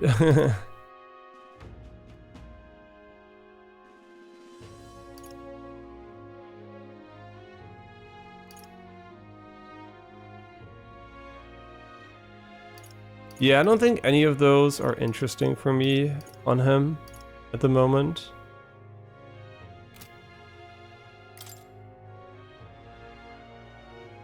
Yeah, so this is like slash, pierce, and strike, and he's like bad against slash. Okay. Does he have it now? Yeah. And we should get rid of the yeah, we're currently the healer, but I kind of feel like we should get rid of the staff for the next mission, and why not go with... Wait, where's the advanced class we unlocked? Wait, was it like healer rank 20? Or warrior rank 20? Wait, was it Stroll that had warrior? Yeah, Stroll had like the sword master. And she is how close to getting this one? I guess we need more brawler stuff. And we need her, Katharina. Get it. Which is rank 19. Yeah, because they don't want to see a staff, so I'm kind of interested in just going for the merchant. And we need a silver abacus for it. So I want to buy a weapon for this one as well. And the skill inheritance... I think it would be kind of nice just to honestly get a normal attack in. But we could also go for healing. Yeah, let's just give him a little bit of healing.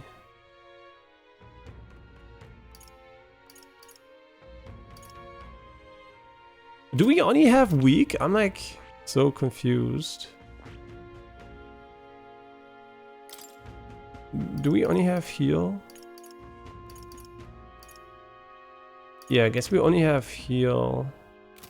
Yeah, but learning heal, we can change this probably, right? So I'm just gonna go and learn heal on this one.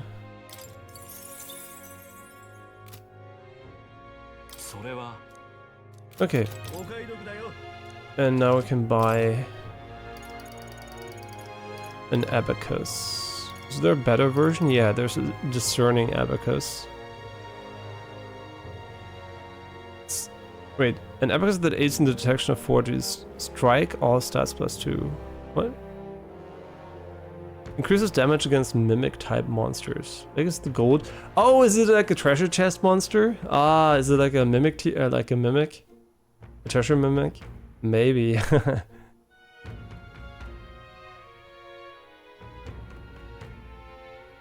But it's 44k. There's no way I'm buying that.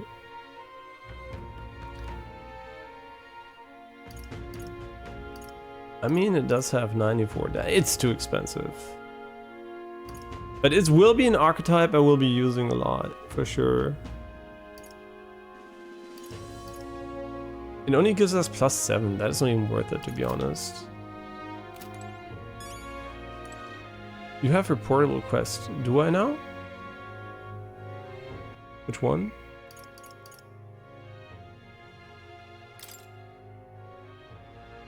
Maria? I learned the gunner archetype. I should report back to more.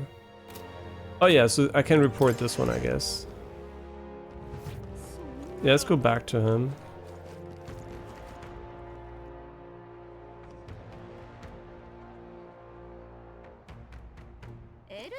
Yeah, we didn't fight a single time today, which is quite interesting. But we found out about our controller drift, which is present, unfortunately. It is a bit lessened by my wiggling, but it's still there. And like, yeah, and the dead zones of the game aren't really that small either. I mean, I do have to try it in other games. Obviously, it could still be a game-related bug, but it's very unlikely. So I'm gonna have to check. Okay.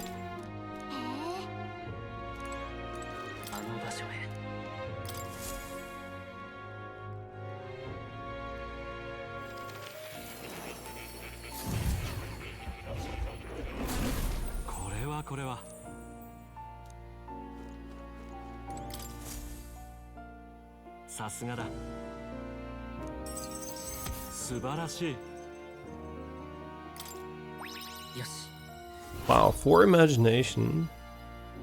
I guess they wanted you to be able to meet the other guy here.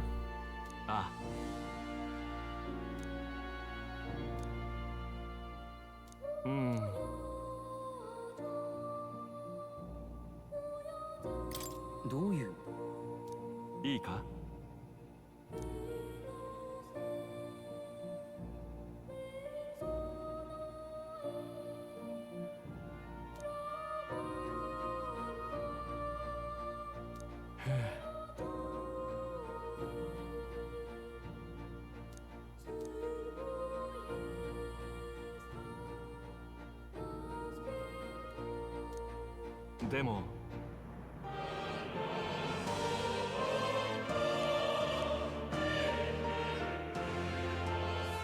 考えうることは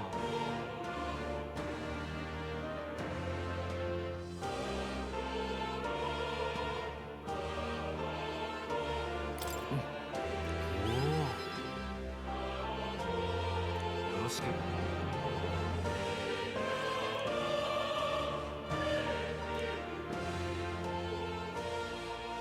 彼は今新たな力を。君こそが脱出 The Seeker, Magic Seeker, okay. Seems to have a spear of some sort. Maybe. You can now study the Magic Seeker in academia. Try seeing what new powers awaits you. Yeah. さあ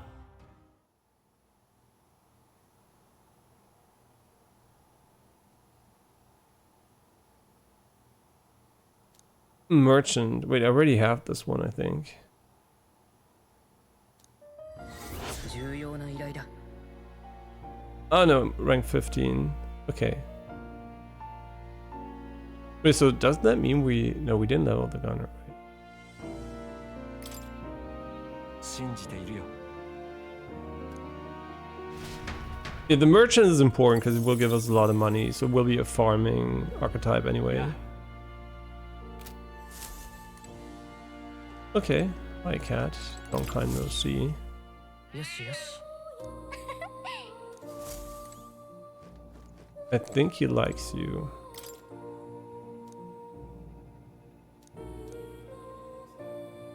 考えうることは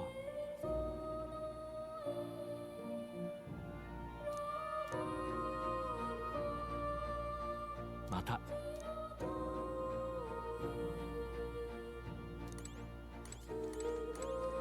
おや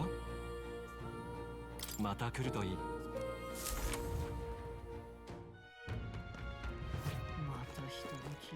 Okay, what are we gonna do now? I think we could go for the mission over... I mean, can we go for the mission? It is already pretty late. It's already 15:56. And it's weekend day. Yes, weekend. So... I mean, we didn't fight today, admittedly. There has been no fighting, so I kind of feel like I do want to go into the dungeon and save there, and I think that is a good idea. And the request we're doing here is... I don't think we can do this during the night. I think. So we have...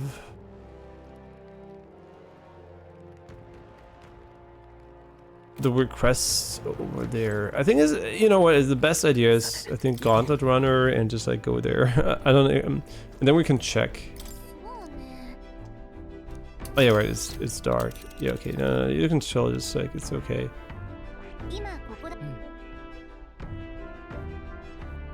Fine. Oh, the weather! The weather is fine. I was like, what is fine? You can see the weather on the map.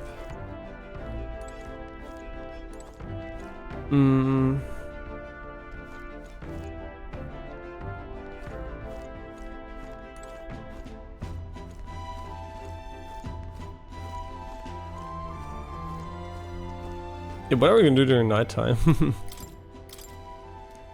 Would we see if we feel something? I guess we would, right? So we still have a stat I have not leveled sufficiently, and it's eloquence. Can we go and level that one somewhere? Here. I'm just trying to keep them on the same level unless I have a goal I want to work towards too. Because there will be an exponential time increase for all those things. Wait, what? Okay, what? I can't give a speech now? Why not? どこにしようか。 Is there a way to train eloquence in another way? Judging by the position, no. Just like judging by the position, there's no way to gain eloquence anywhere else. But I also don't think Maria is back, to be honest. どこにしようか。 Because you can't see the opportunity for turn-ins here. So it must happen during the daytime, I assume. Yeah, what are we gonna do at night? I mean, leveling stats is the more reasonable thing, so we can just take any stat we want, I guess. That's not eloquence, because it doesn't work that way. So let's just go and pick a random stat.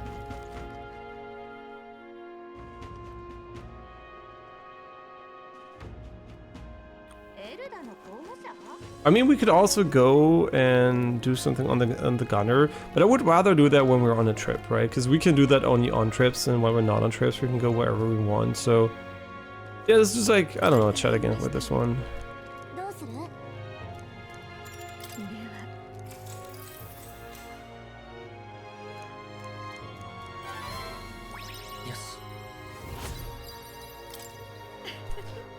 Yeah, I'm getting tolerance to skipping stuff here. Other, I'm starting out the cities as well. If you've got the chance, yeah, I know. But we're only learning about her tribe. How's that making her more tolerant? I think we have one more day, don't we? Tomorrow is already the day.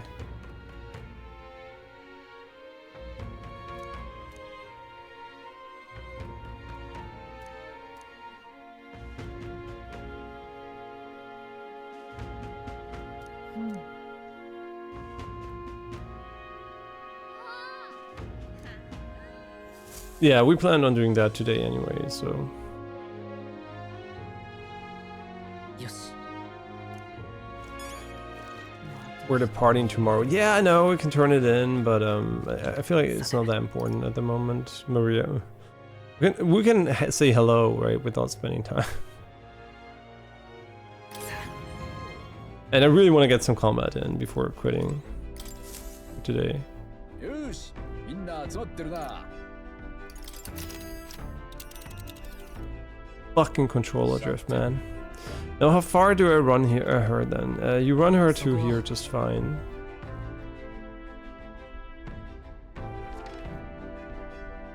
Day 2, day 3. Oh yeah, the weather forecast would help here. 今ここだね。 Okay. 頼まれてたのは。 危険は承知だな。そこなら大丈夫かな。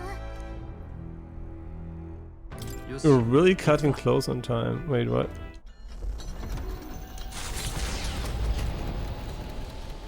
Of course you go. I'm sure he would listen. You know, I'd rather talk to her. Okay, I guess it's only him available at the moment. Yeah.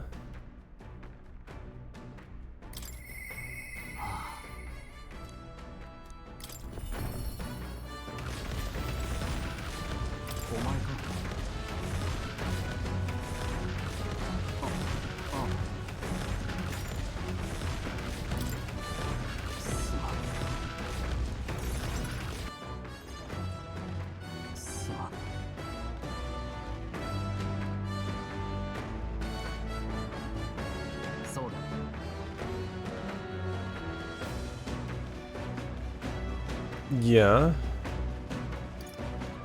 Can make you rich.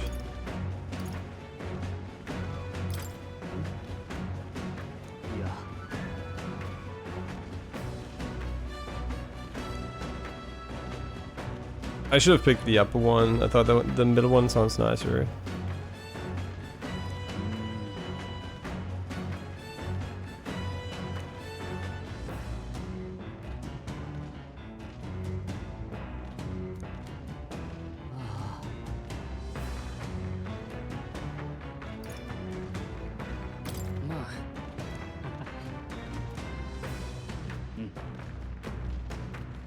Okay, we fuck up every single answer. Although we say they're pretty neutral stuff.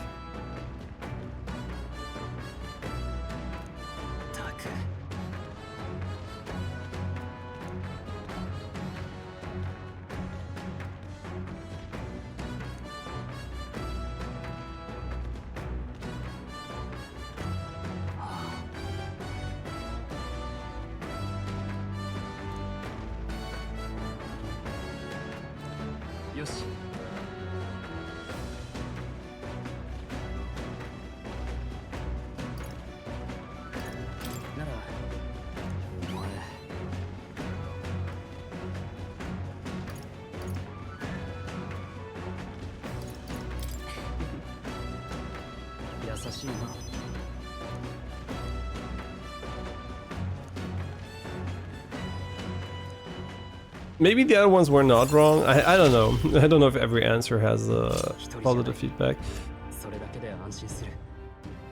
Skill inheritance slots for the warrior lineage to 2. Ah, interesting.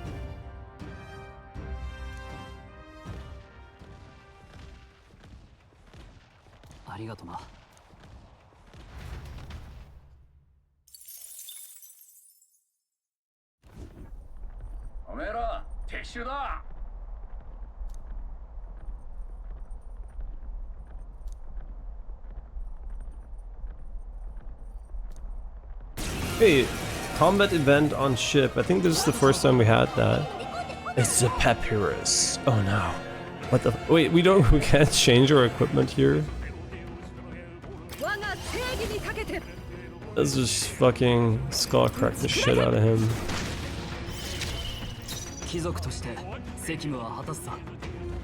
Okay, we want to go to the back lines for him for sure, and he has a sleep shot.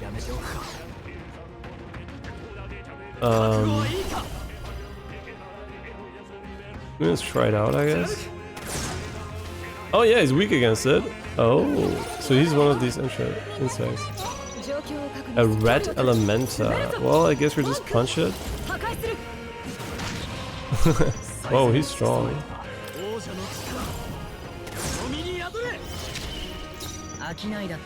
What the fuck? 500. How about we look at these fortune slots? Low hit 777, but hits deal critical damage. Okay, I don't know, it's like, I guess just stay in the front and punch him. Oh my god, it's so useless as fuck. Oh yeah, okay, well without weaknesses, there's nothing we can do. I wonder if the MP stays the same when we arrive. そこへ至るこの険しい林道を近隣の者は常に警戒してきた。大人たちは皆我が子にこう言い聞かせたという。林には鬼が出る。だから近づいてはいけないと子供たちの不安が何かを呼び起こしてしまったのか。今や名前の通りの巣窟と化した地へ凱旋者はたどり着く。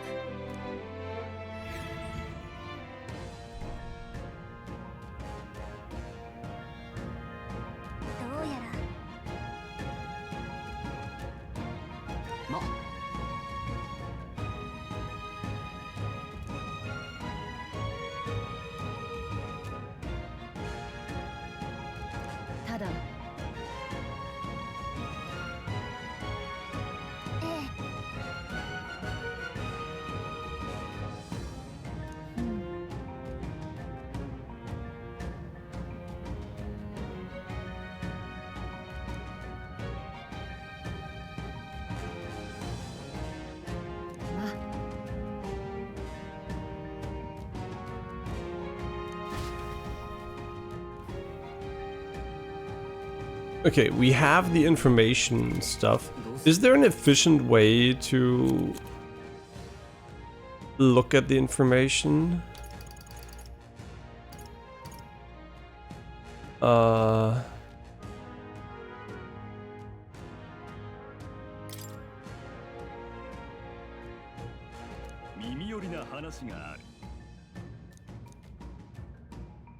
Treasure monster.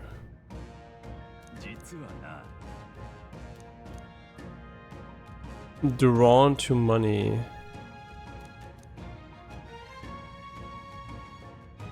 Okay. Okay, but that is not what we are here. The king of the Imsten. The Goblin Cave. Are clever enough to understand the strength that comes with numbers. A single goblin is easily dispatched, but a horde of them is trouble. If you got business with the Goblin King, who runs the horde of them, you're gonna want to take a lava good nap, and you can find some items to make them drowsy. Okay. And no staff. Insects, they're weak to pierce attacks. Okay. Okay.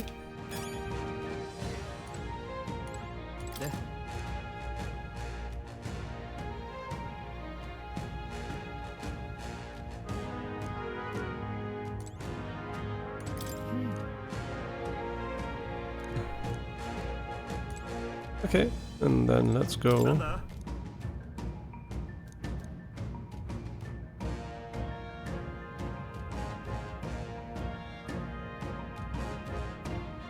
Ah.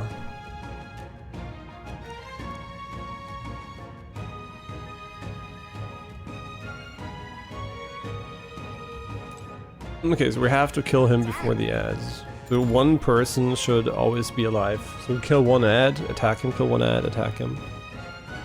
Wait, I'm not ready, because I want to save. I want to save. And we played a little bit today for sure, but not that much. Okay, let's go in and have a little bit of fighting, and then I'm gonna take care of that control drift. And because it's gonna affect us a lot in UFO 50. And this.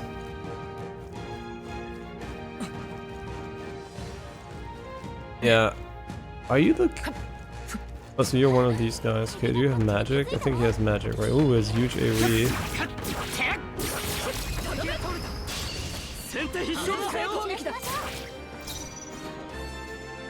A Hexer, Goldborn, Esto, and Red Elemental, two of them.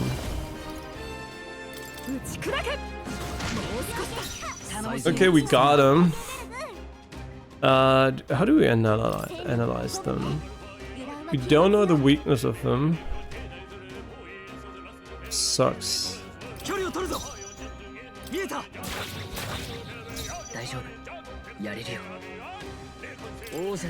I mean, I'm not gonna use money, right? There's no way I'm gonna use money for attacks.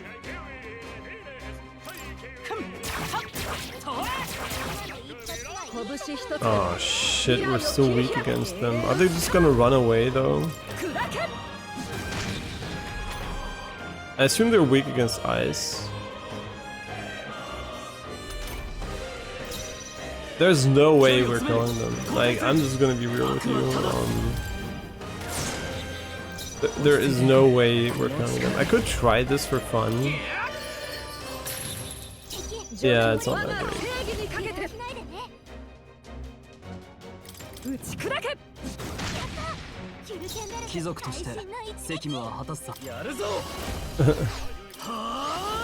I mean, yeah, there's not much we can do against them. They're just gonna run away, aren't they? Okay, they just run away when they're alone, so you don't have to kill them, which is what I expected.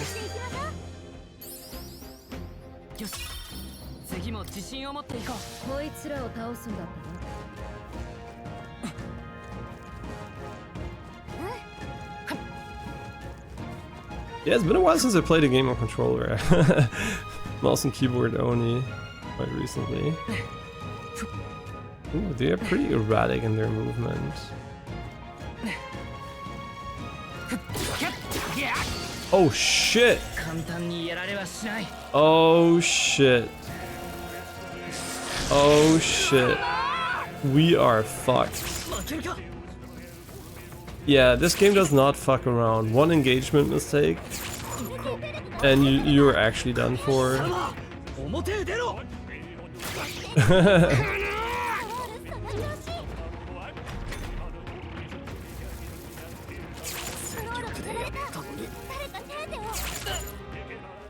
They just like literally one-shot us. So funny, I couldn't do a single input. Oh, that's funny. やはり幻想は無力な作り。 Yeah, but I'm gonna do the optimization part. What I'm gonna do here is I'm gonna call it for today. Because I really wanna take... But she's so low HP. She always that low HP? Well, I don't know. But whatever is the case, I will continue this tomorrow. Well, maybe not tomorrow, actually. Probably more on Monday. And then we're also going to try to go back to you for 50. I will try to order a new controller right away. I will check if it's a control drift for sure, but if it is, I will replace this. It's still pretty new. And yeah, otherwise, thanks a bunch for watching. I see you guys on... I probably should end the game normally, but I'll see you guys on Monday. As always, thanks for watching, and I'll see you soon. Bye bye.